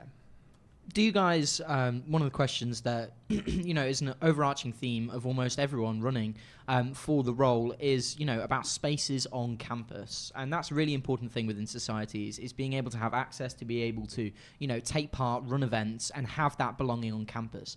And do you guys think you've encountered any issues? You know, is that, you know, as important as these candidates are making out? I mean, I think that the print media societies are quite lucky in that we've been moved into Home Farm, but there certainly was a lot of kind of uncertainty that came with the move from media societies. We're in Vanbrugh a couple of years ago, then they moved to Home Farm. We share that with the States, which has had its problems, but by and large we've kind of been okay, and we don't experience the same kind of text storing problems that YCV and URY might. However, again, I have come across in meetings bookings that Plan On just doesn't really work. And I think it is really, really great that this campaign about Space for Students has started. It's done really, really well in kind of the communications that news has shared about it. A lot of people have responded and said, this is what we want to see. You know, we want to see people standing up and kind of vouching for students. And student spaces are important, and especially if you've got equipment that is worth a lot of money, keeping it safe, keeping it in a place where it's insurable. I think that's a huge part, and I think, Ruben, if I hand over to you, you'll be able to kind of speak more on that. Yeah, we're very lucky at YSTV. Our admin director is very, very on it. But it's a shame that we have to have someone who's very, very on it. Like, it's so competitive, you know, when I think that it's that first week where the plan on rooms will drop and you have to get in there and get your spaces on. And again, we're very, very lucky that we have always someone to go and do that. But other societies, especially if their committee elections might line up, unfortunately, you know, to clash with that sort of space, then they might not have someone to do that. As for space-wise, personally for YSTV, we have our studio. It's a great space, but every now and then we think we're going to have to move, like in a year or so, and there's a lot of uncertainty around that. So we definitely could do with more clarity. But again, that's very much a YSTV issue, not a general society issue. I think something important, though, just moving on from other society I've been into, is I think something that does happen at York is that a lot of places aren't accessible for students. It's something that's kind of a problem in the YSTV studio. Wheelchair users, you know, you go on to Plan On and you want to book a flat floor space because you have a wheelchair user or someone with extra accessibility needs, and that can just be really, really difficult, and it can feel like a hurdle when it shouldn't. Like, accessibility should be at the forefront, and spaces are kind of overlooked in that sense, but it's something that I've come across before in previous years where we've tried to book a meeting space and it's inaccessible, and the only lecture theatre you can gain access to is one with stairs with no accessible entrance. And I think that really needs to be put at the forefront of the campaign, because it's so important that all students can be involved, and spaces are a really huge part of that. Amazing. I think there's a lot of opportunity at the moment, because although the student centre has been mothballed and cancelled, the colleges have been centralised, so there's the opportunity for college spaces to potentially be used more centrally, if they're managed more centrally, and incorporating those into the booking system could go a long way. And I think looking at what different spaces that are available that are sort of not known about, or and bringing those to students is what an activities officer could do. Amazing. Well, a little bit more on this topic. We have the URY News team with a little video about the Reserved Not for Students campaign.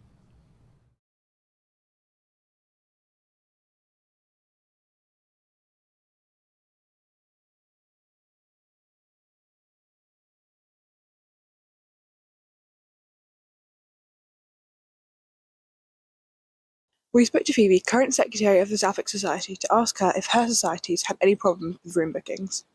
Yeah, we've had a few issues where we've had repeat bookings that have then had people emailing us saying that they actually wanted the room and they normally have it, so kind of double booking even though no one's in there. We also had just issues trying to reserve it. You know, if you do it any later than about 4 months in advance, there's almost nothing left. So we've ended up in some weird seminar rooms and big lecture halls for kind of smaller events which don't really match up. What do you think could be done to kind of make these easier for students? I think maybe just the system of Plan On needs to be better managed by the university, maybe kind of more regular admin on it to make sure that there are active bookings still that aren't just kind of lying dormant, or even just making a more accessible system, because it can be quite confusing to look at, especially if you're kind of a new committee at the start of the year. The activities officer wrote a letter to the Vice-Chancellor, Charlie Jeffries, in a bid to get more student groups to have their voices heard. This was signed by over 100 student groups representing more than 8,000 members.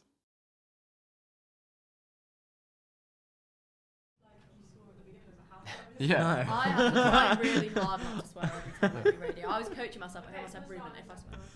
Well, okay.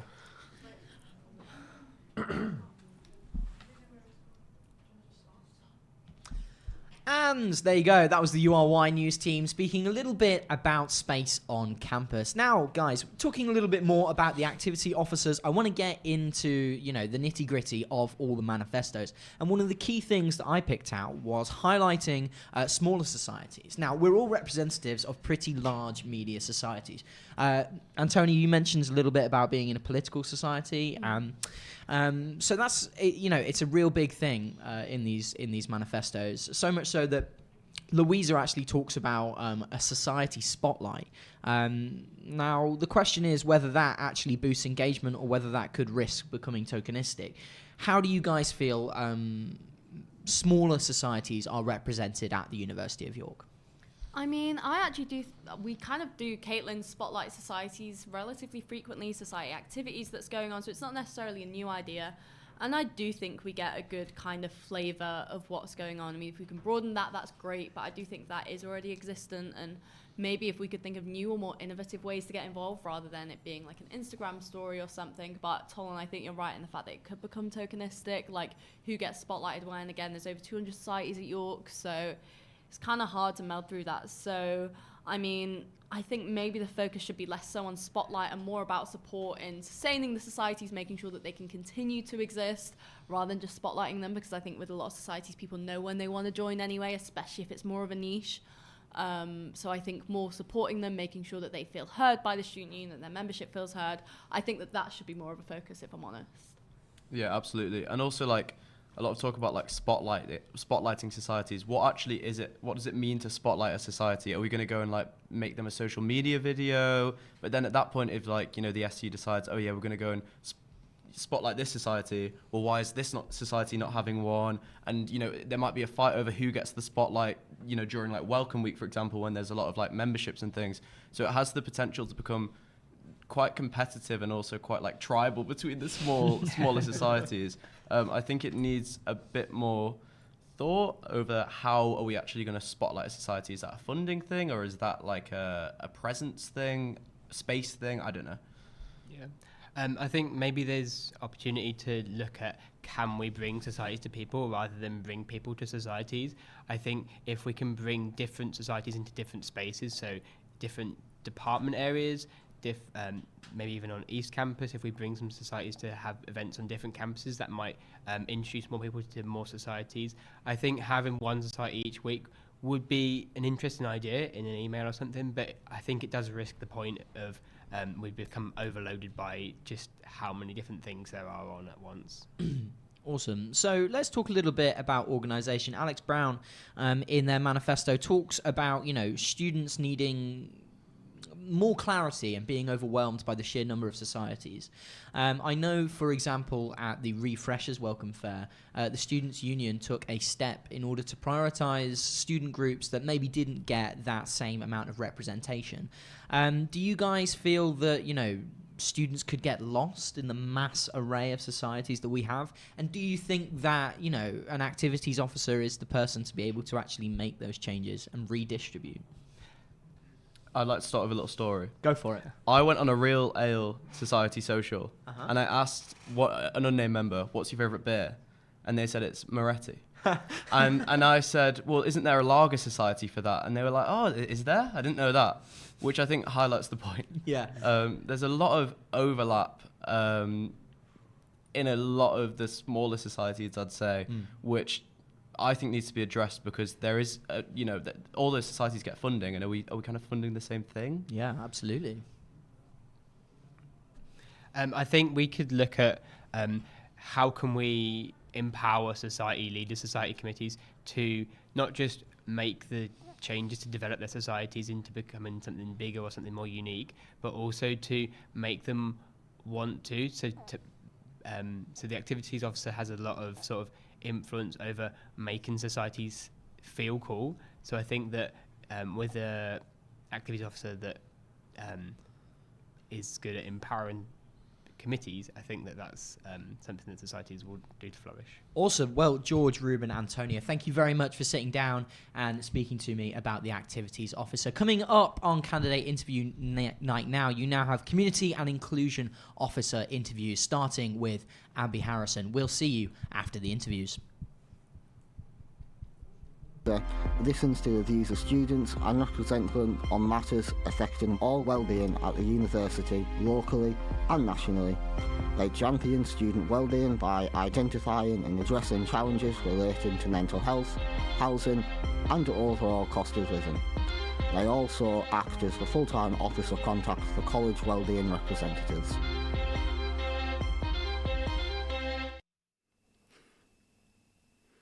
Hello, I'm Ned Connors, and I'm currently joined by Abby Harrison, who is running for the position of Community and Inclusion Officer. And of course, previously you had the position of the Equality and Inclusions Officer. So, firstly, you've expressed interest in creating more support for the cost of living. Can you expand on what that would look like? Yeah, so I've been doing a lot of research into what the other Russell Group universities are doing, and a lot of them have a tiered bursary system. So at the moment, York offers £1,000 to students who have a household income of up to £35,000, but there's nothing for anyone whose household income is slightly more than that, which means that the students who are in the middle quite often get very limited support and are struggling quite a lot. But it also means that you can't get any more than £1,000 regardless of where your income sits within that £35,000 bracket. So I'm proposing a tiered bursary system so that more students will be able to access support, but it also means that the students who need support most will be able to get more financial support. So you've also mentioned in your manifesto, in your last year, you've been involved in a lot of staff-student events. Do you have any plans to continue those or expand them in any way? Yes, so that's something that I feel really passionately about, and is something that in my year as a SAB, I very much realised that we're one university, but quite often we treat marginalised groups like their student networks and staff networks, and there's no bringing of those communities together. So recently, myself and Aya, who's the current academic officer, hosted an event for International Women's Day where students and staff came together, students gave speeches, and it was a really good networking opportunity for students, and everyone who came really enjoyed it. And I've also been working on organising a conference called Beyond Visibility, which is going to be a huge conference to raise awareness and celebrate trans lives in York. And there's going to be loads of charities coming in to talk about what they do. So I'd love to keep doing more of stuff like that, because I think it just gives students a real opportunity to throw themselves into everything York has to offer. And kind of linking on from that, you've spoken a little bit about community there, and you mentioned community more in your manifesto. How does this fit into a landscape where obviously many of the college staff have been made redundant? So what are you going to do to kind of tackle that where the university is having issues? Yeah, so I think that there's a lot of work that needs to be done in terms of really delving into what is going on with the college structure, what support is still there, and what the university's plans are to rectify the lack of support that a lot of students feel they have nowadays. And I think it's also really important to look at community outside of the college, because the college system is absolutely brilliant. But once you leave your college, once you go into second year and you're living in external accommodation, a lot of students don't typically engage that much with their college. So I think we need a real drive on community events that are not necessarily linked to the college system, but can run in tandem with it to just bring everybody together. Brilliant. And the kind of last major point in your manifesto I want to touch on is well-being. You've spoken a little bit about that. What are your goals for student wellbeing? What do you see like your plan looking like? So I don't know if you'll be aware, but there's something called the support to study system, which means that students who are in the most extreme need for support, whether that be through mental health or physical disability, can get a support team of people from their department, from their college, from Open Door. Anyone who is involved in their care comes together to support that student, but that's not something that's offered very often at all, and it's not something that students can self-refer to. So I'm proposing that we introduce something at a lower level where students can get their departmental supervisor, a member of wellbeing staff, whether that's college wellbeing staff or departmental wellbeing staff, and a member of disability services to come together at the very beginning of when a student is having a problem. And I think that should be integrated into that sort of 6-week check-in point, because the university already knows when students are struggling by the time they're 6 weeks in, but we don't offer them any wellbeing support until they're way past that and at a breaking point. And I really don't think that's good enough. I think that we need to be doing more proactive intervention, that students can take ownership of themselves so that less students are reaching that crisis point. And I think it's just important to really encourage that autonomy and give students a chance to refer themselves for support. Brilliant. And finally, in about 10 seconds, why should people vote for you?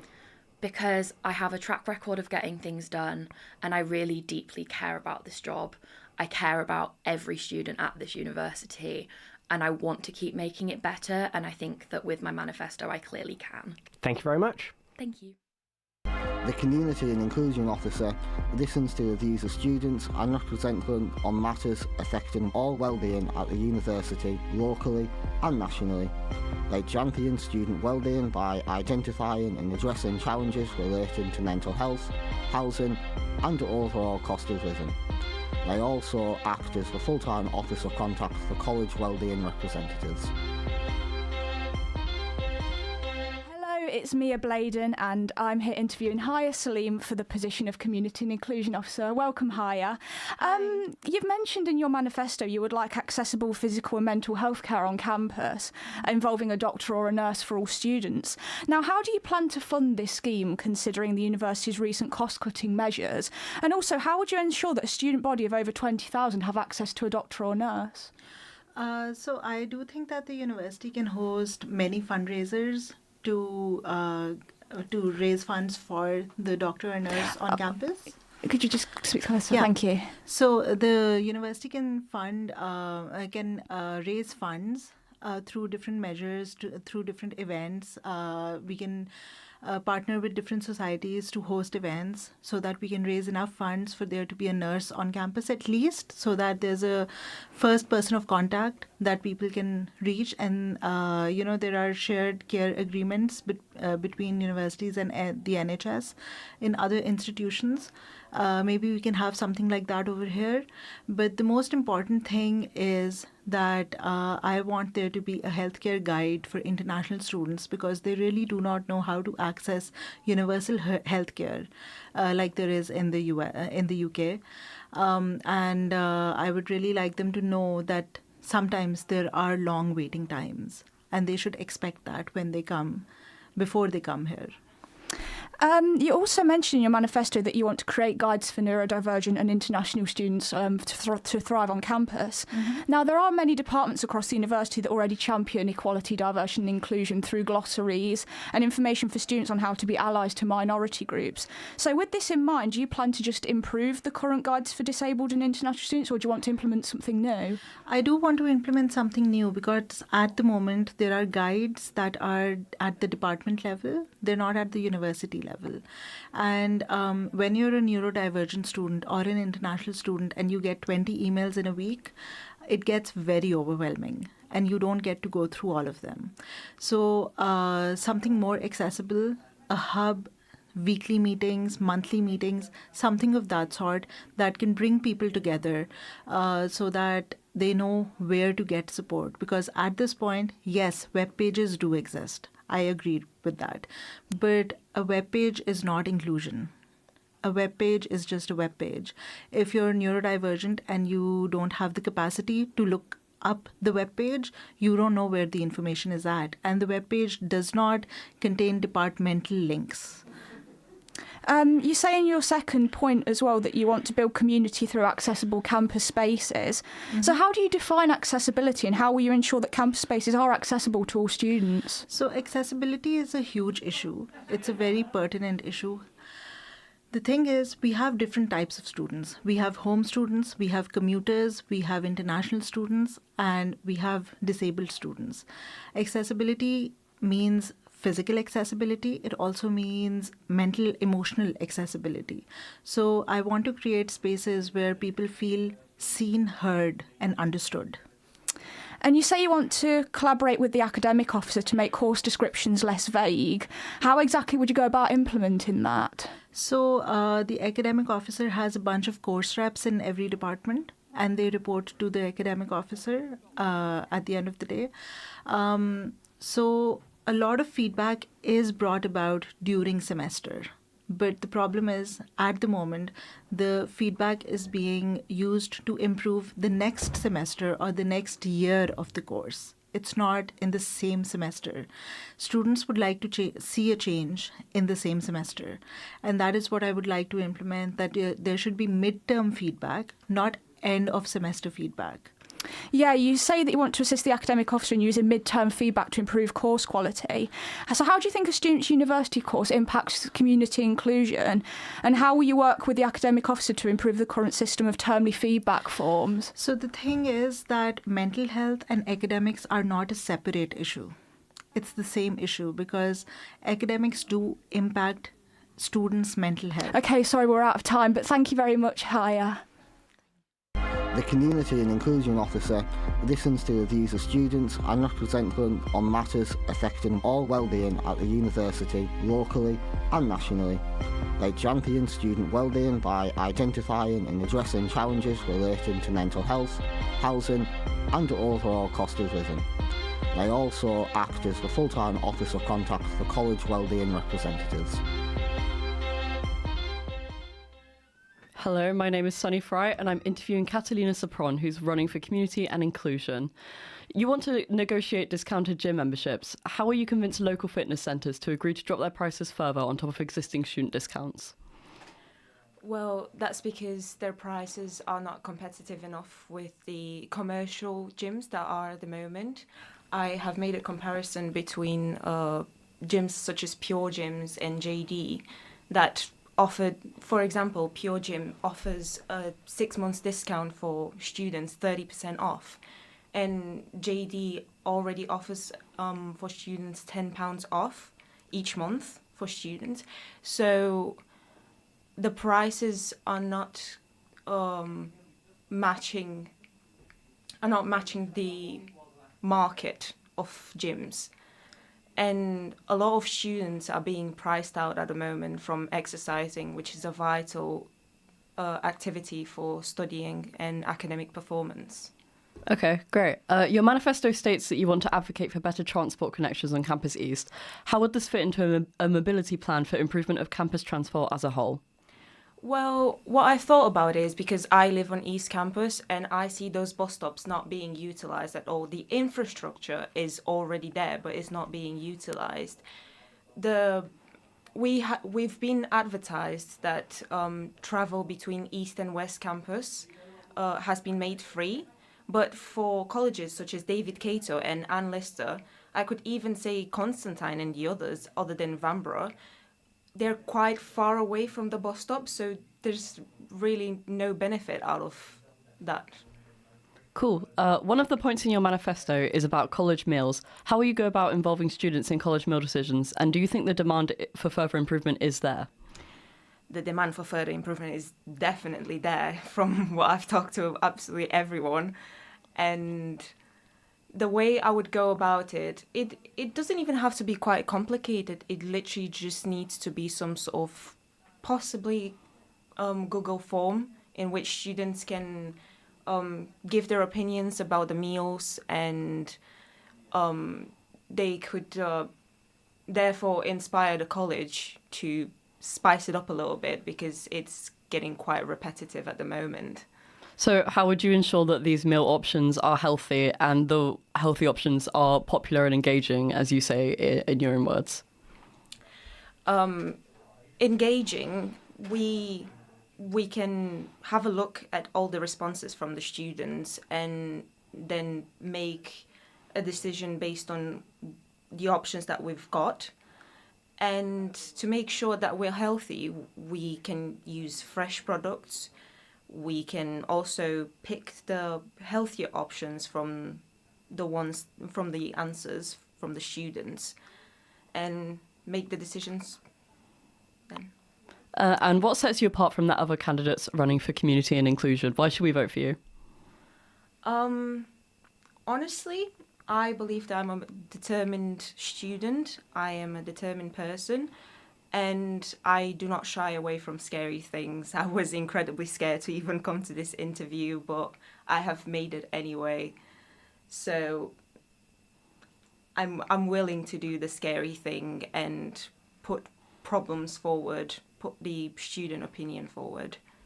So how will you fight back against potential barriers that are proposed by having to work with transport companies or maybe with the catering companies? Well, I will have to have a more detailed look at all the issues and then make my decisions forward. I would have to analyze the market and then come up with arguments for my points, such as the one that I utilize for the gyms, because otherwise my arguments wouldn't be valid enough for the negotiations with the companies. Yeah, I'm sorry, I'm going to have to cut you off because we've run out of time, but thank you.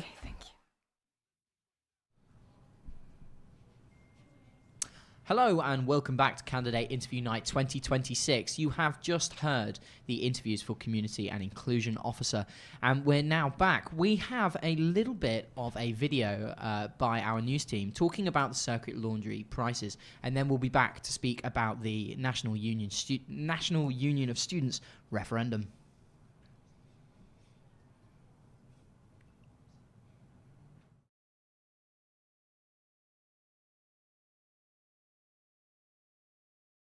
The wash and dry is £5.10, 70% more than the other union in the city, YSJ, and the third most expensive in the Russell Group. 78% of students say sometimes they don't wash their clothes because they're worried about their financial situation. The Community and Inclusion Officer wrote a letter to the Vice-Chancellor, Charlie Jeffries, with 4 key ideas. Number 1, to reduce the price to align with other Russell Group unis and YSJ. 2, to provide students with a free allocation of wash and dries per semester. 3, to provide additional laundry vouchers to student nurses and those with additional washing needs. And 4, for the uni to reconsider their commercial ties with Circuit Laundry at the end of the contract. The letter was signed by 1,934 students, and as the campaign gained traction, it was picked up for an interview by BBC Look North. We asked some students their opinions on Circuit Laundry and any changes they would like to see.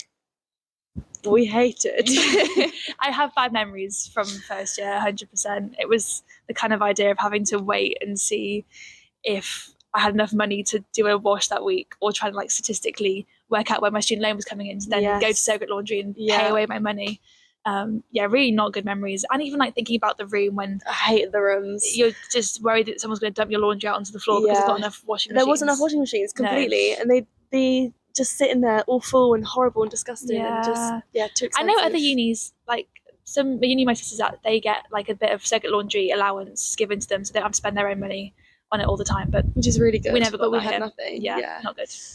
What other changes would you like to see to kind of improve that for students? Yeah, I think more like washing more machines. actual machines. Yeah, definitely 100%. more spaces for people to wash their clothes and lower costs. Like, of course, it's going to cost something because you have to. It's water. Yeah, and energy and all that stuff, but it can't cost that much. It's like a basic human right to have clean clothes. Surely. Yeah. I don't think it's good enough that it costs so much. Like, I don't know how much it costs now, but when we were in first year, it was like £2.80. Yeah, for a wash and then like £1.80 for a dry. Yeah. It's now £5.10, which is also £5.10. That's crazy. The same city, it's just different campuses. That's insane. Yeah, it's so bad. Yeah. Bloody hell. Not good enough. No, poo-poo. I think one reform that we could make is that depending on the degree that you do, we can change how many washes you're allowed for free. For example, if you're a medical student, chances are you need to wash your clothes more because of the nature of the profession. Additionally, just for students in general, you can do like bundle packages for other things that we need to do. For example, transport, there's already an incentive with First Bus to have a bundle package of 14 tickets for £14. Why not do that for something like Circuit Laundry that you'll need as regularly, if not more regularly?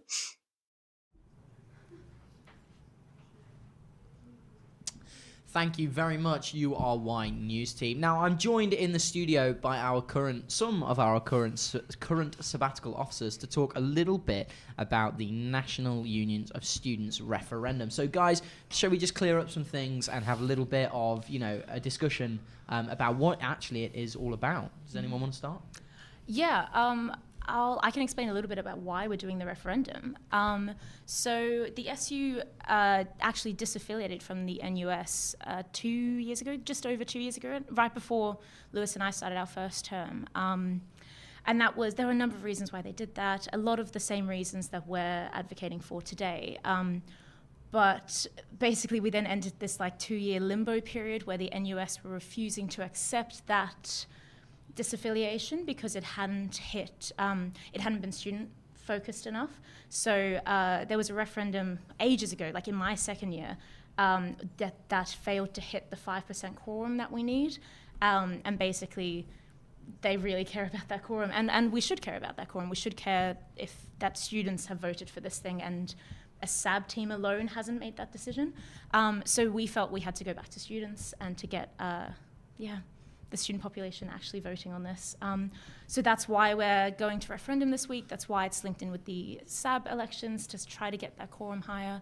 And generally, it's important that students have their voice heard on this, because ultimately the National Union of Students exists for students. So if they don't know that it exists, or they don't care enough to vote, then that's all really strong signs that maybe we shouldn't be affiliated with them. Amazing. Do you want to talk more? Yeah, I can talk about why the three of us have come to the position of supporting the Vote No campaign, as Please we're do, calling go it. for it. I think the biggest thing for the three of us is that it costs the SU £30,000 a year to be a member of the NUS, which is a lot of money, especially in this cost of living crisis for students, and also a financially challenging environment for the SU as well. We're struggling for money. That's a massive amount of money to send to an organisation that most students have never heard of and have no idea what they do. And I think that kind of is fundamentally why we've taken the position we have. You'll see probably over the next week all of the things we could spend that money on instead, which would directly impact our students here in York. I think another part is that we actually don't need the NUS to be involved in national campaigns and having our voice heard nationally. For the last 2 years, whilst we've been in this limbo period, as Caitlin said, of not really being able to engage with the NUS, we have campaigned nationally. By working with other SUs outside of the NUS, we recently got the York Outer MP introduce a bill in Parliament around student finance directly from the conversations we'd had with him. Me and Caitlin worked a lot on international student rights and got a parliamentary inquiry into that. So we are having a national impact without the NUS, so we don't need to pay that £30,000. That can go straight back to students. Shall I go a bit more granular and mention some of the things? Okay, I'll talk about some of the things that we could spend the money on. Well, my favourite one so far is that we could get virtually every single student a bus ticket, which maybe on the grand scale isn't, a bus ticket won't go far, but I guess it shows the gravity of how much it could influence our York students here, especially with placements and people having to pay for themselves. Some other ones, a project that I've been working on at the moment is with a group called Fair Share, which is going to be free weekly deliveries of food on campus, which is going to be really exciting, but it could pay for 15 years of that. So it could be 15 years of weekly free food for students on campus when students are really struggling for money and really struggling to get free nutritious food. There's a big one. It could fund volunteering projects for 2.5 years. It could Societies for a year. Yeah. Wow. Student media for a year. Sustainable Development Grant, you could have over 30 Sustainable Development Grant applications. Like the amount that it could help students on campus. What was the pint one? Oh yeah, what's the pint one? A pint for every A student, pint. I think. Wow. Yeah, almost. Yeah. Yeah. Almost every student, yeah. So there's much better value. So there's a myriad of reasons, you know, and places where the money can go. And obviously, I think it's really important for students to know that that issue of national representation isn't lost when not being in the national union.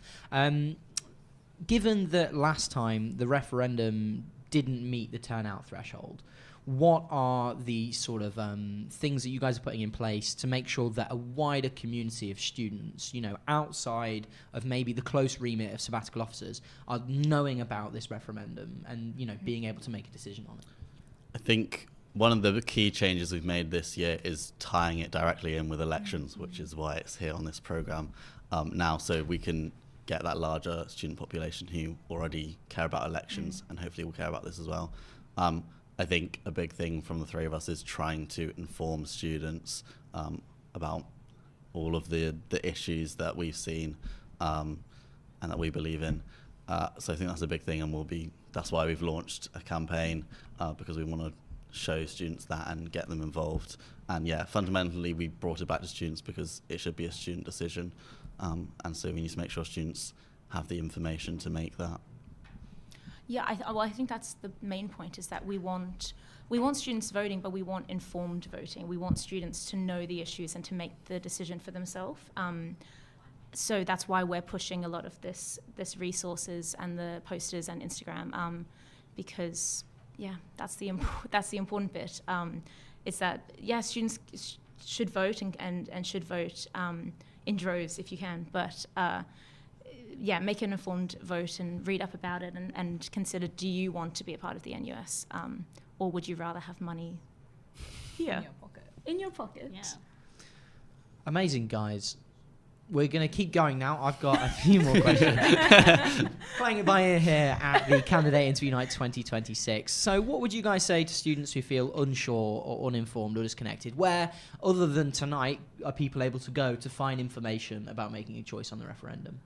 Our social media is going to start being flooded with more information. There's also wider conversations nationally about the NUS, so even a quick Google search and seeing what other FUs are doing. An interesting point actually is that the NUS have been claiming that they're very good, that they should exist because they get a certain amount of money in free media coverage, which is really interesting because a lot of that media coverage is actually negative about the NUS. Yeah. If you look up the NUS, it comes up with quite a lot of negative articles because they've had a chaotic history of anti-Semitism and Zionism and a whole range of things over the past few years that have been covered by national press.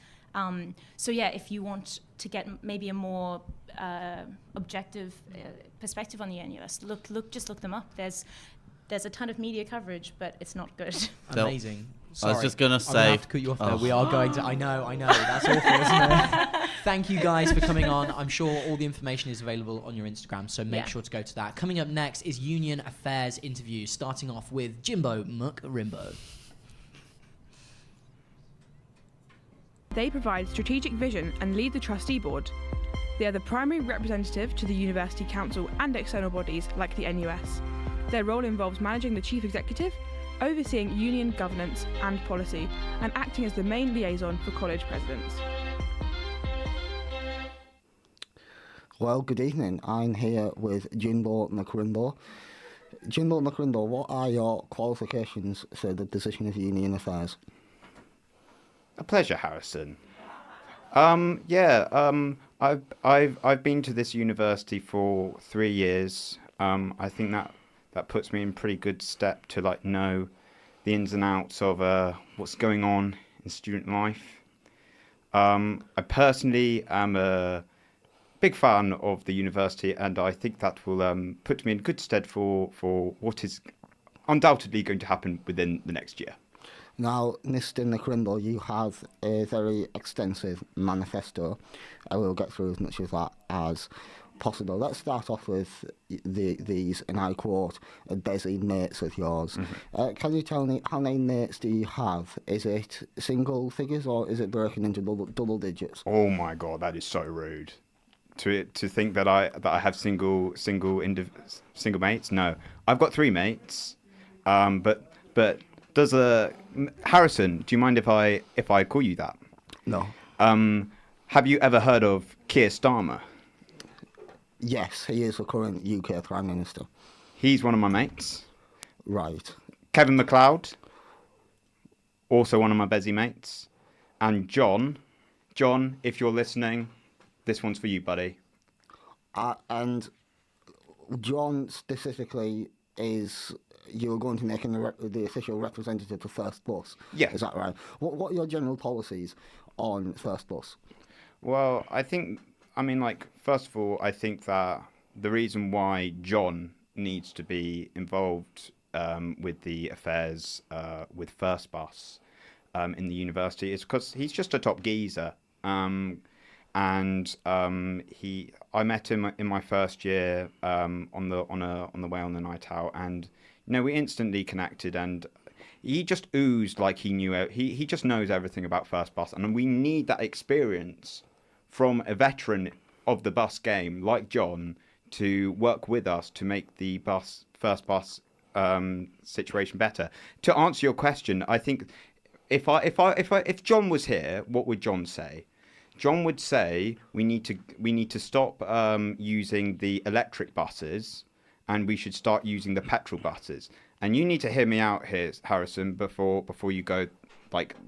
He's out of order. He's not out of order. He's a very good man. And the reason why he told me that he prefers the petrol buses over the electric buses is because actually you can hold more students on the petrol buses.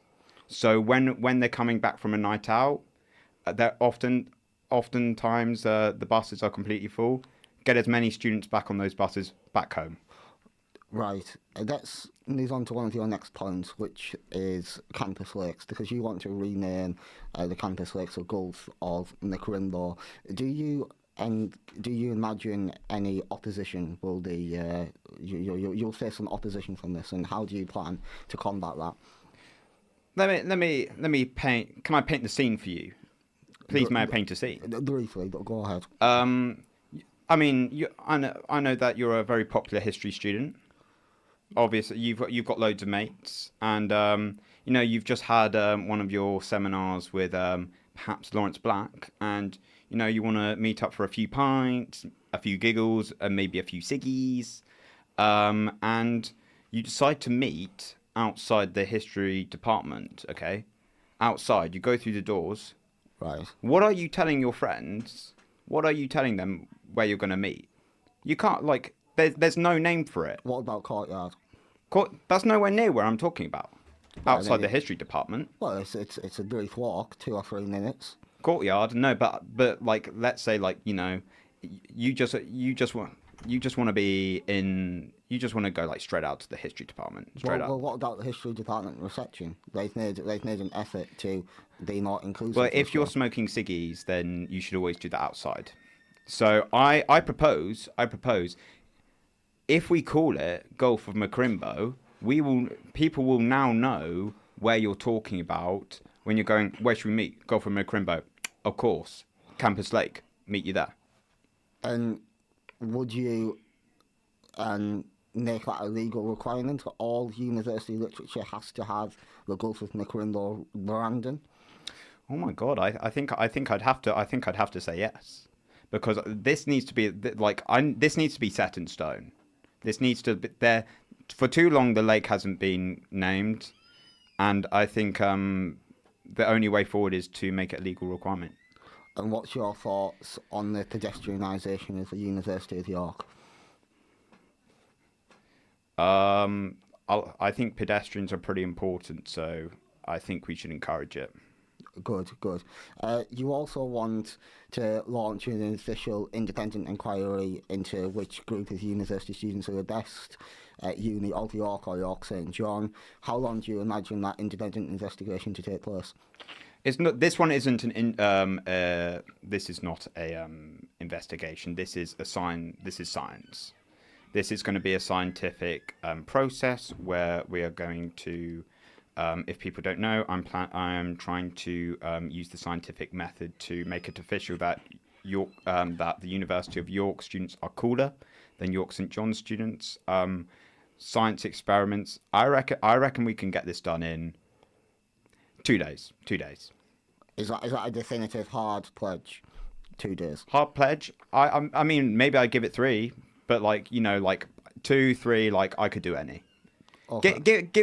Give me a day, and I'm sure I could put it in science. But longer the better.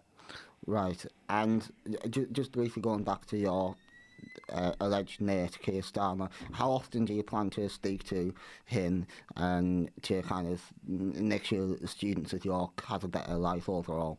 Speed dial, mate. Speed dial. And do you use this feature regularly? My speed dial? Yes. Oh yeah, I mean I try and talk to him every day. I think he's been rejecting some of my calls recently, so I'm sure if I have an official position as Union Affairs, he'll be this guy needs to be listened to because he understands students, and then he'll listen to me. I'll whisper some kind things in his ear, and then we'll get loads of things sorted. Now, we are coming up to the last few minutes of the interview. I suppose one of the penultimate questions I have for you, what vision do you have for your tenure as Union Affairs? By the time of the end of the 12 months, what do you hope to have done? What do you want your legacy to be?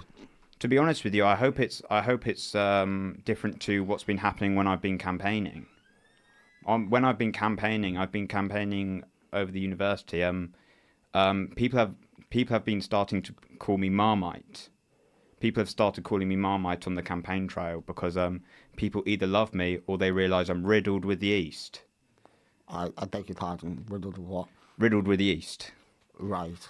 So whenever when you're in V-Bar, what do you think you're drinking? Sometimes I like a Pepsi Max. Nope. It's my signature brew. Yeasty Boys back in town. Right. That's interesting. I ferment myself over the week, so I will be doing lots of my York SU work while in a keg. And if elected, do you pledge to serve a full 1 year term? For the 1 year, 2 years, maybe. I mean, maybe I go for another one. Yeah. Yeah. You want to deliver for the people. Oh my God, the people are so important. The people that I've met at the University of York have been really good people, and I think serving them for a year would be probably one of the privileges of my entire life. Excellent. Coming up to the end of the interview, final question, if you can answer it as briefly as possible. What have you learned about yourself during the campaign process? That Paint.net is probably one of the most incredible platforms that one has access to, because it's free. You're able to make some really cool edits, and I think people think what I'm doing is a bit, they enjoy it, they like it, they're like, this is okay. Well, thank you very much, Jindal McRindle. That's all we've got time for today. Over to our next Union Affairs interview. Peace out. Union Affairs Officer. As head of the union, they provide strategic vision and lead the trustee board. They are the primary representative to the University Council and external bodies like the NUS. Their role involves managing the chief executive, overseeing union governance and policy, and acting as the main liaison for college presidents. Sorry. Oh no. Hello, I'm Erin Chappell, interviewing Joshua Reese for the position of Union Affairs Officer. Thanks for having me. Hello. Now, first question is, what would you say your primary goal is for running as Union Affairs Officer? Probably just I want to start those small goals, but world domination, I'd say. I think you start with the SU. It's sort of the base point for, I think, most world conquering sort of things, and I'm going to go SU, local government, parliament, and then I know there's not really a government set up for the world, so I guess just invading places. Perfect. Genghis Khan style as well. Do you mind speaking a bit closer to the That's mic? That's completely all right. fine, yeah, sorry. Yeah, and a question I have is that if the university were to heavily reinvest into fossil fuels and to start the oil mining below Halifax, how do you think this aligns with the student union's stance on sustainability? Well, I think sustainability, so look, I don't read the dictionary really that much. I'm not like an expert on words, but sustainability, it can be seen in both ways. I think we've got to be sustainable about money, and I'm seeing a lot of money in this thing called oil. I don't know, I've heard about a recent invasion of Venezuela. That's, oil related. I think oil is the key, and I think York needs to be a big player in the oil scene. I've heard reports there's oil under Halifax. I don't believe everything I read. I can't actually read. Someone reads to me, but so I'm hoping that maybe that could be a big incentive for making money. I've talked about building a Death Star, so we're going to need some budget. Other ideas could be taxing ducks, because I've seen a lot of ducks, and I think, what are they contributing? I'm paying my student loan, that's going up and up and up. The ducks just get to live here rent-free, and I think Longboy, obviously a tragic case, but the average duck sort of just gets by scot-free without ever really facing, society's burdens. So I think tax the ducks and oil drill, and then we can pay for anything we want. We can be the biggest university in the world. Wow, yeah. And in your manifesto, you talk about this building of Death Star. Yes. Have you considered the planning permission and maybe the copyright infringement that the Galactic Empire would have over their creation? Great question. In terms of planning permission, I don't actually, I've not read on sort of intergalactic rules. I don't know who's in charge of that. I don't know which council I need to apply to. Maybe, the York Local Council, and if they control the skies above York. But I don't know. Elsewise, in terms of sort of, what was your second point again? Sorry. About the planet and if the copyright issues. Copyright laws. Well, I think, George Lucas says he came up with the Death Star, but I don't want to sort of name drop, but I knew George when he was sort of a young child. I helped nurse a young George Lucas, and I actually, I came up with the idea of Death Star. I sort of told him the story of Star Wars in the crib, and then he wrote Star Wars after that. So I'm like, George, it's kind of my idea. So maybe we'll have to settle that in court. But George, if he's watching, George, I know the truth. We will get George Lucas on the next candidate interview. Now, you heard it here first. Now, in your manifesto, you talk about making Derwent great again. At what point in its 60-year history would you ever consider Derwent to be great? Well, I think that's quite a disparaging question on Derwent. I think, you know, my Derwent is out there. You know, I'm a Langworth man myself, so we have a bit of beef, but my Derwent's out there. You know, I think Derwent was one of the great bastions of society. I think maybe Derwent, in the 1960s, you know, when Derwent was built, brutalism was the chicest sort of look in its day, and Derwent is the chicest of brutalism. So I think, how could we say? I don't think it's aged. You know, it's not aged immaculately. I think maybe we could do a bit of like a power wash. But I think when Derwent was built, Derwent was great, and I think we just need to reclaim that greatness because it's been lost somewhere along the line. You want Campus East to be brutalist architecture. Do you think it's worth knocking down the £750+ million investment into Campus East to make it this brutalist chic, you say? Well, we talk about copyright infringement. I think Centre Parks have a bit of copyright infringement on East because East sort of in like design is very Centre Parksy, and I think maybe there was some sort of copyright laws being broken there. But I just think brutalism's cool. Brutalism's just, I know I said it, you know, maybe it hasn't aged the finest, but I think new built brutalism is just chic. It's it's authoritarian chic. Fascinating. Now, if you were to restart the chemistry department's nuclear program, would this be the one they famously had? You know, the famous nuclear program. It's true. Do you think this would be for the purposes of energy for campus, weaponry, or for fun? I like fun. Fun's a good one to add in, but I think mainly weaponry. I'm thinking sort of nuclear weapons, heavy arsenal. You know, I've sort of spoken about this, but I've seen some evidence that Lancaster have been building some weapons of mass destruction. I don't like to believe whatever I see, but you know, it's looking pretty believable. It could be AI. Look, I've not fact checked it, but I've not seen the little fact check at the bottom. But I just believe I believe what I see. So I think Lancaster are building weapons of mass destruction. So I think we need to up them. We need to build better weapons of mass destruction. So that if war comes, look, I don't want to use weapons of mass destruction. I think that's a bad idea. Always a bad idea.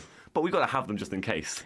You never know. You never know. You propose to remilitarize David Kato. What percentage of the university budget should be set aside for the defense of David Kato? And do you want to go into a bit of David Kato's military history of when it was? Yeah, I say Cato, so that's always an interesting. I'm sorry, Cato, that's the Cato university or Cato. line. Yeah. Cato. Cato. Okay, I'll stick to Cato then. David Kato. Well, I sort of see the people in David Kato as like the Sparta of modern York. Like you just see them sometimes coming out and they're all buff, trained, and I think we could be really using that, especially with this upcoming war.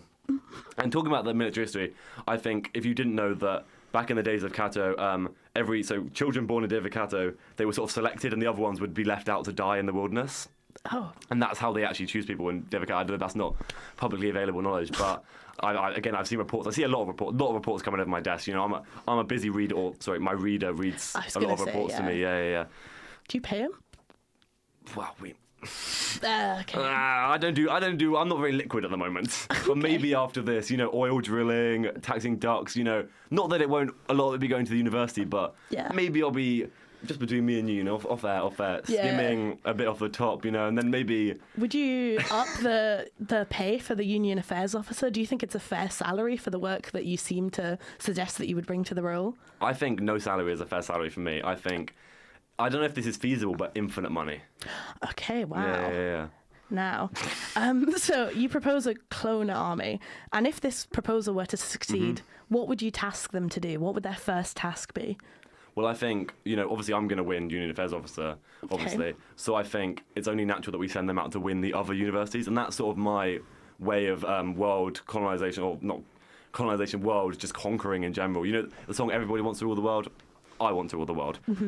So I send them all out, but then it becomes problematic because, now they want their own empires, and it's like, so they will have a kill switch involved in them, so I can immediately just sort of shut them down once they've done, and then it's like, I control everything.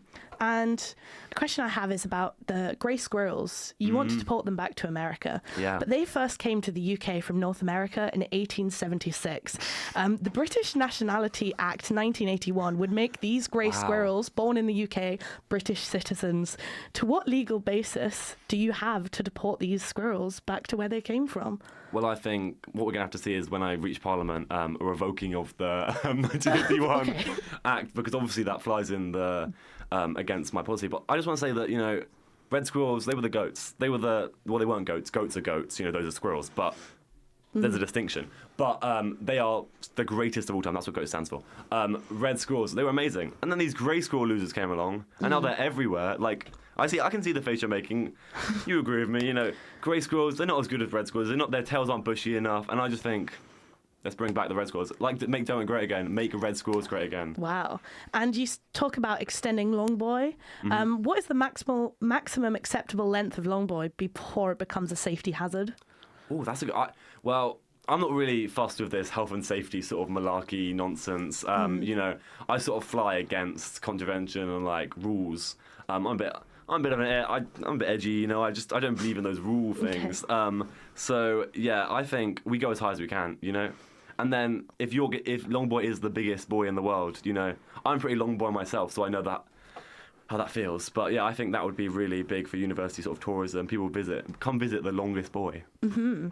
How do you think students would deal with their safety? How would you reassure students that all of these policies would keep the University of York students safe? I don't think I need to reassure them. I think the students of University of York know what's right for them, and they know that what's right for them is Joshua Rees right now. Wow. And in our last 20 plus seconds, if students remember only one theme from your manifesto or one point, what would you want it to be? Lemons for all, I think, because I think lemon is the greatest fruit, and I think that it improves every drink. So yeah, that's what I'm going to say. If you want lemons, vote for Josh. Yeah, fascinating. Well, thank you very much, Joshua. Thank you for having me. We'll go over to our next interview in Studio Red with Dee Wright interviewing Sam. Union Affairs Officer. As head of the union, they provide strategic vision and lead the trustee board. They are the primary representative to the University Council and external bodies like the NUS. Their role involves managing the chief executive, overseeing union governance and policy, and acting as the main liaison for college presidents. Good evening, I'm Dee Wright, and now for the final interview of the evening, I'm interviewing Sam Dickinson for the role of Union Affairs Officer. So, getting the elephant out of the room, last year you had the role of Community and Wellbeing Officer, what you hold at the moment. After a restructure of the SAB roles, you've decided to go for the Union Affairs Officer rather than sticking with the community role. What's behind that change? What's the motivation on that? So, what, for me changing? Yeah. Yeah, I think... in my role as Community and Wellbeing, I focus a lot on the cost of living and sort of the big structural issues that are affecting the student union and the students. And for me, I think it was just sort of, especially with the restructure of EDI into community inclusion, I felt that I was better suited in a role that was more about the big picture strategic stuff of how we do cost of living relief at the university. And also particularly with reference to stuff like the political position of the SU. I think... you know, I ran the Circuit Laundry campaign, for example. I think that's an example of where we need to have a much stronger political voice on cost of living measures, and I think the Union Affairs role is just the best suited to do that. Yeah, absolutely. Talking about Circuit Laundry, you've promised to finish the job on that. Yeah. What would that look like? What's your ideal laundry solution for students? Yeah, finish the job. It's a very political phrase. Finish the job. So to me, that means actually getting an outcome. So I'm going to be completely cards on the table. I think it should be a reduction in the price, and I think there should be an allocation of free washes. This is something that other universities do, and it's sort of what came out of the student testimony. We surveyed over almost 700 students, and it was very clear that the cost of laundry was a persistent thing, like a persistent worry for students, and a free wash pack, which is what Bucks Student Union got achieved. Sheffield does it, Southampton does it. They have free washes all included in the rent. So yeah, finish the job just means achieve what I set out to achieve, which is a reduction in price and an allocation of free washes. Well, so you'd want to keep it with Circuit Laundry rather than going for sort of in-house? No, I mean, so it's hard. I don't want to say too much because SABs are on the tender process. Yeah. But I have made it clear in my campaign that it does seem like other providers, like WashNet, for example, not to get too niche, do offer cheaper laundry at universities like Bristol. And it's funny because Circuit Laundry is always the more expensive provider at universities where there's Circuit and WashNet in different halls. So I think because Circuit was a monopoly, I think that's probably why it's so expensive. So there's also an angle there that it's in the university's interest as well to change provider and reduce the price. Yeah, thanks. Now, one of the big campaign promises you've made is to establish a student rights charter. What sort of things would you include on that? So I think it sounds like a really waffly student union promise, doesn't it? I will give a bit of background into where that's come from. So the OFS, which is the Office for Students, frequently rules on student complaints. So if a student complains to the OFS about their university, the OFS will investigate and sort of make a recommendation, and generally universities follow those. So I always use the example of a student in a wheelchair who complained to the OFS that they didn't have access to accessible rooms at their university. The OFS came in and ruled that the university wasn't upholding its commitment to equitable access to education. So that becomes an implied right, but I think students don't know that because it's so lost in the sort of bureaucratic world of student rights. It's not written down anywhere. It's sort of, you would really have to be in the know to know about that right and the fact that you can you can complain and get a result. So Student Rights Charter would be about writing down those rights, identifying those rights firstly, writing them down and putting them in a charter that the university endorses, that the university promotes, that the SU endorses and promotes, so students can very easily know, if this hasn't happened, I have recourse and I can get something out of it. Lovely, thank you. Now, many of your proposals would involve significant funding from the university and the Students' Union. You've got restoring the Student Centre building project, a bursary for extortionate rent, increasing the amount of multilingual staff. Given the financial difficulties a student at the university is in at the moment, where will the money come from, basically? Yeah, it's a good question. So the Student Centre, there are loads of buildings on campus that are just not being used. The SU ran a massive campaign on Reserved but Not for Students. There are the spaces for these sort of initiatives. I don't think that would cost that much money, and it's so sorely needed. And I think the university knows that and will find the money for it. And let's not forget that £34 million in cuts, the university is in a better position now financially to fund those sort of projects. In terms of bringing back the bursary, that is on my manifesto. Again, we are in a position where students are struggling more and more with cost of living. The university has made cuts. They're in a better financial position. I think you cannot argue against that as a university. If you're going to put up rents, that's more income for you. The university, I mean, yeah, it's a tricky financial situation, but there is the money there for the most vulnerable students. And the university is all about commitments to social justice, and yeah, we made the cuts. Let's use that money now. Yeah, thank you. Speaking of money, buses are a big concern for you. You campaigned, you've been working on that a lot over the last year as well. You want to lobby for a universal student bus ticket like they've got in Sheffield. Given the increase on services on the student ticket that this could have, is there a risk that this would increase bus ticket prices overall, as the price will have to compensate? So, in short, would this policy risk increasing the cost of living for students? It's a good challenge. I think it's really hard to get around York because of the bus tickets. Yeah. It's £3 if you want. So, for example, if I lived in second year, I lived up in Clifton by the hospital. So I'd have to get the number 5 bus and the number 1 bus or the number 6 bus into town. And that could cost me like £12 a day if I was to pay the single fares. So it's just a no-brainer that if other university cities can do it, why can't we do it? And also, First Bus does quite well out of York. Yeah. This is just a fact. You can look into their numbers. First Bus is a private company that does very well generally.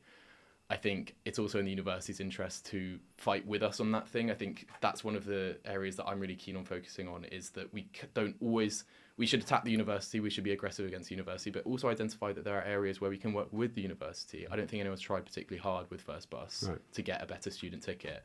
I don't know if it would increase the price. I don't think it would. It wouldn't have to, because First Bus makes loads of money. Yeah. It's a very successful private company, and we have control over what happens with that ticket pricing. Yeah. Fair enough. Now, you also want to create a safety accreditation to ensure nighttime safety. Last year, you campaigned quite heavily on nighttime safety. What have you done to improve the issue over the last year? Yeah, so I created the Night Safety Toolkit, which is a space on our SU website that has very clearly laid out all the information you need to know. So information about spiking, what to do if you think you've been spiked, and also put the reporting form right at the top. Also rewrote the reporting form to really emphasise survivor autonomy, so to encourage that complaining and submitting of reports to make it more visible. I also did lots of communications stuff. It's about promoting the services that are there. But I think we still have work to do. There's always more work to do, and safety education that puts in, and especially third-party safety accreditation, which I think would have more legitimacy than us saying, we've done amazing, you know, look at all these things we've done. We need to bring in someone from the outside to look at our venues, give us training. And so for me, that's a logical next step, because we can rewrite things, but at the end of the day, we need some concrete stuff in place. Yeah. Final, potentially slightly tricky question. You say that you want a more political union. One of the biggest issues this year is the NUS referendum. Have you got a position on this? Yeah, so the NUS referendum, I believe in an NUS, just not this NUS. Right, yeah. And I think, like, I'm probably the most swearable person on the NUS debate, because I am ready to have a conversation, because intrinsically I do believe in something like the NUS. An NUS will always exist, but I think in its current form, it just doesn't deliver for students. And we haven't had much communication from the NUS. We haven't had the conversations proactively. They knew there was going to be a referendum, and those conversations haven't been had. So, yeah, I believe in an NUS, just not this NUS. And I hope that one day we'll have one that's more effective, more visible, and better value for money for students. Lovely. In about 30 seconds, if people should take one thing away from your campaign, what should it be? More aggressive union that is bold on social issues, that is bold on cost of living, and is not afraid to use its voice, and I'll be a voice at the top of the union with an active political voice, and I'll stand up and speak out on social issues that students want us to do, and I'll do that. Lovely, thank you very much. Any final closing thoughts, about 10 seconds? Vote for me, please, I guess. Fairly reasonable. Thank you very much. That's been Sam Dickinson, the Union Affairs candidate. We'll be heading back now to the Green Room for the end of the night.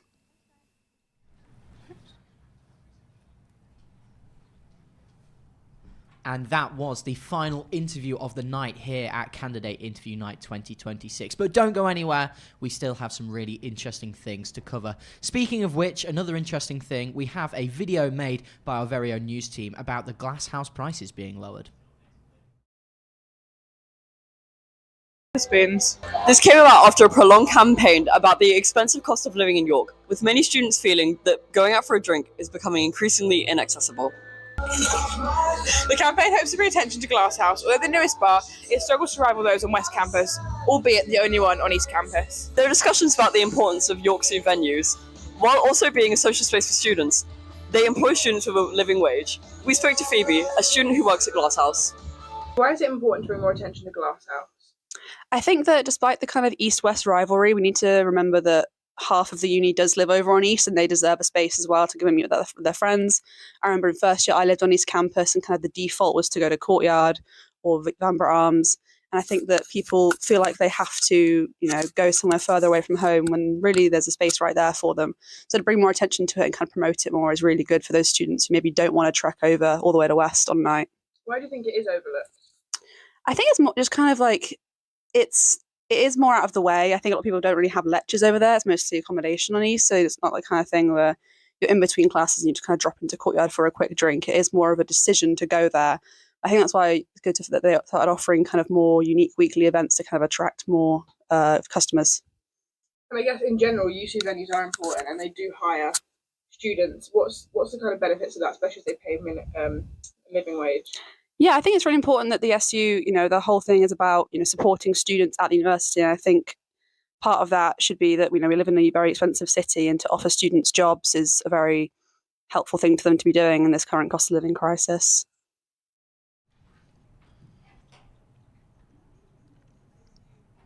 Well, there you have it. Now, we're joined in the room with Caitlin, our activities officer, and Anna, our union development officer, both outgoing. How does the word outgoing feel for you guys?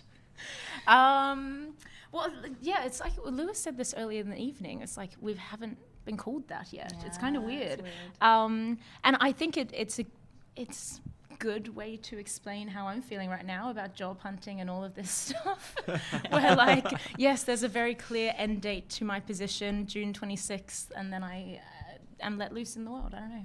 I'm quite excited. I only ever wanted to run for a year, and it's been so fun to watch elections but not have to be directly involved in it. Especially when you know the people that are running, it's really fun. Yeah. So over the course of your year or years in office, how has your understanding of the actual student body evolved? You know, what were the particular moments, conversations or challenges that completely shifted a way that you originally saw the community before you came into the roles? I do think it's, again, similar to what Lewis said, York has become increasingly political over the past few years, mainly because of the world, the state of the world, the state of political tensions in the world. And I recently had a conversation with a uni staff member who was like, yeah, we just never saw, we never have had this energy from students before, which is cool. And I love it, but it is, difficult to navigate when the SU and the uni just aren't necessarily always prepared for that. It's different. It's different to the role I expected this to be when I stepped into it, I think. Yeah, and I stay so much within my remit, so not much has actually changed. I'm going to say a positive one. I'm going to say I think I underestimated how much students cared. I thought they cared, and then I met them and I saw the impact they made with volunteering, and I saw the impact they were making with sustainability, and I was completely blown away at how much they've been able to help not only students but the local community, the world, England, everyone. It's wonderful, and I'm just so amazed at how much of a difference they are able to make in with no money, with so few volunteers, and they do amazing. Yeah, it's like you see students doing things. I mean, you see 300, 400 student groups doing things that you didn't know existed when you were a student in your tiny little bubble of campus. I didn't know that there were so many volunteering groups doing stuff because I wasn't in volunteering groups, but that's really cool as well. It's been wonderful. Awesome. So, bit of a classic question, but looking back, everything you've worked on, what is it you're most proud of? Oh, I knew this was going to come and I wasn't prepared for it. Do you have something you want to go first? You go first. Okay, well, I've kind of got two. I'm sorry. I'm going to say my number one thing was that I wanted support for volunteering projects, and I've been fighting for it, and we finally managed to get £150,000 from the university to pay for transport costs for volunteering projects because they're so underfunded, and travel is a massive operational cost for them, and they can't apply for it anywhere else. So to get £150,000, that will sustain them for so long, and it'll mean they can expand their projects, and talking to them and being able to tell them that, and it's been wonderful.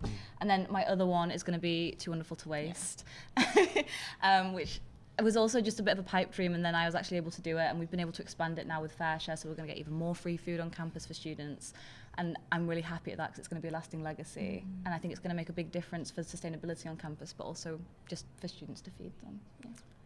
I'm going to say two as well. I'm so sorry.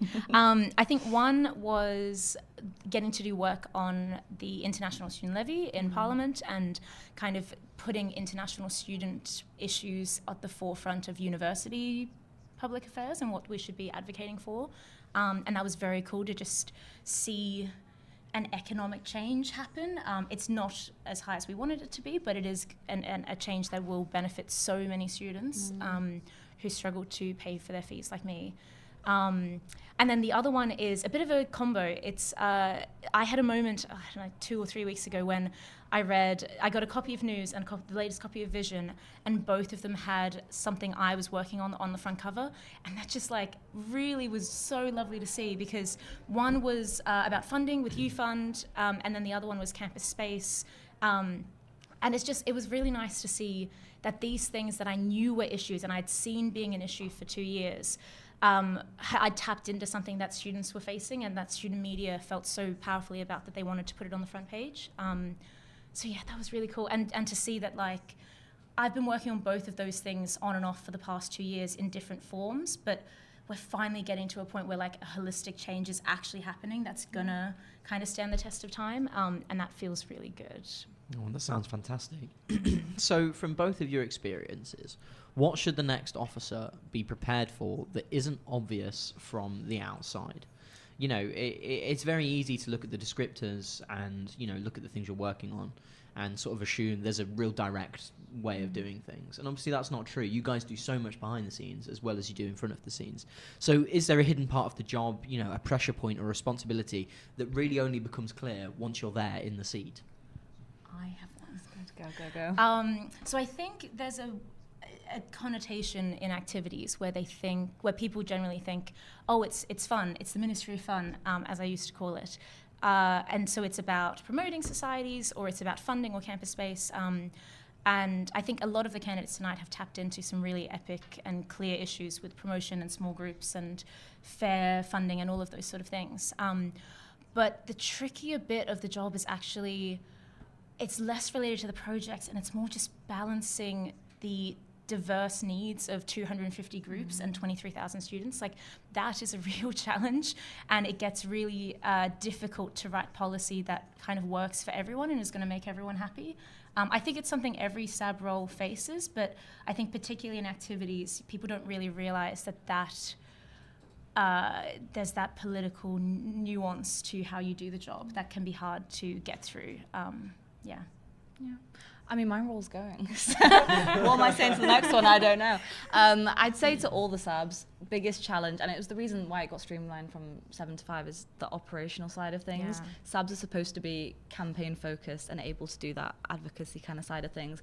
But I'd say this year it's been quite operational, and that makes it quite difficult to do things because you've got so much on your plate and you're working late into the night, and it can get quite a lot.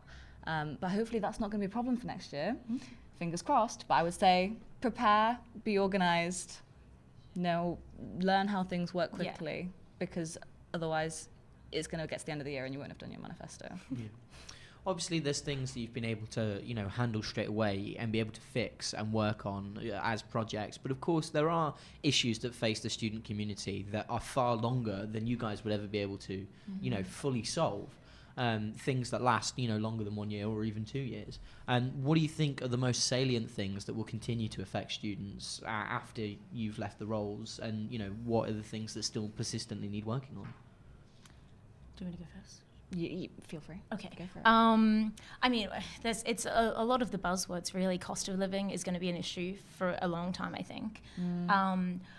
Particularly in my role, there's just political tension generally. How we work through community on campus, how we navigate a really increasingly difficult world. I don't know. I think that's a really tricky thing that students are facing, and I don't think it's an easy solve, and I think a SAB will struggle to solve that anyway, but that is going to be something over the next few years.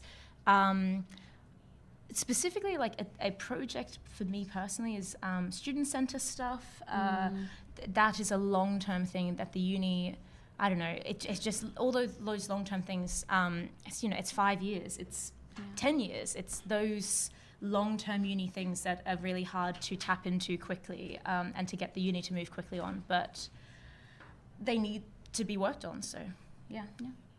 I'm going to say, I've got two. I was going to say the rise of the far right, which is quite a bit of a downer. That's kind of what I was saying. Which is kind of what political you're saying. tension, but basically rise of the far right. I think SABs just need to make sure that we protect our communities, and it's very difficult to navigate that when we can't be political and freedom of speech and everything else, but we need to also make sure that we protect our communities. So that is going to be a big thing, I imagine, next year. And then also I was going to say AI. Oh, yes. Because it affects students in every single facet, and it's scary, and we don't know what's going to happen with our lives. We don't know if we're going to get jobs.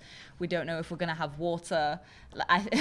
It's not something that 5 people can fix in a year, but I think we can definitely look to implement things to protect students, especially with false authorship and everything else. Yeah.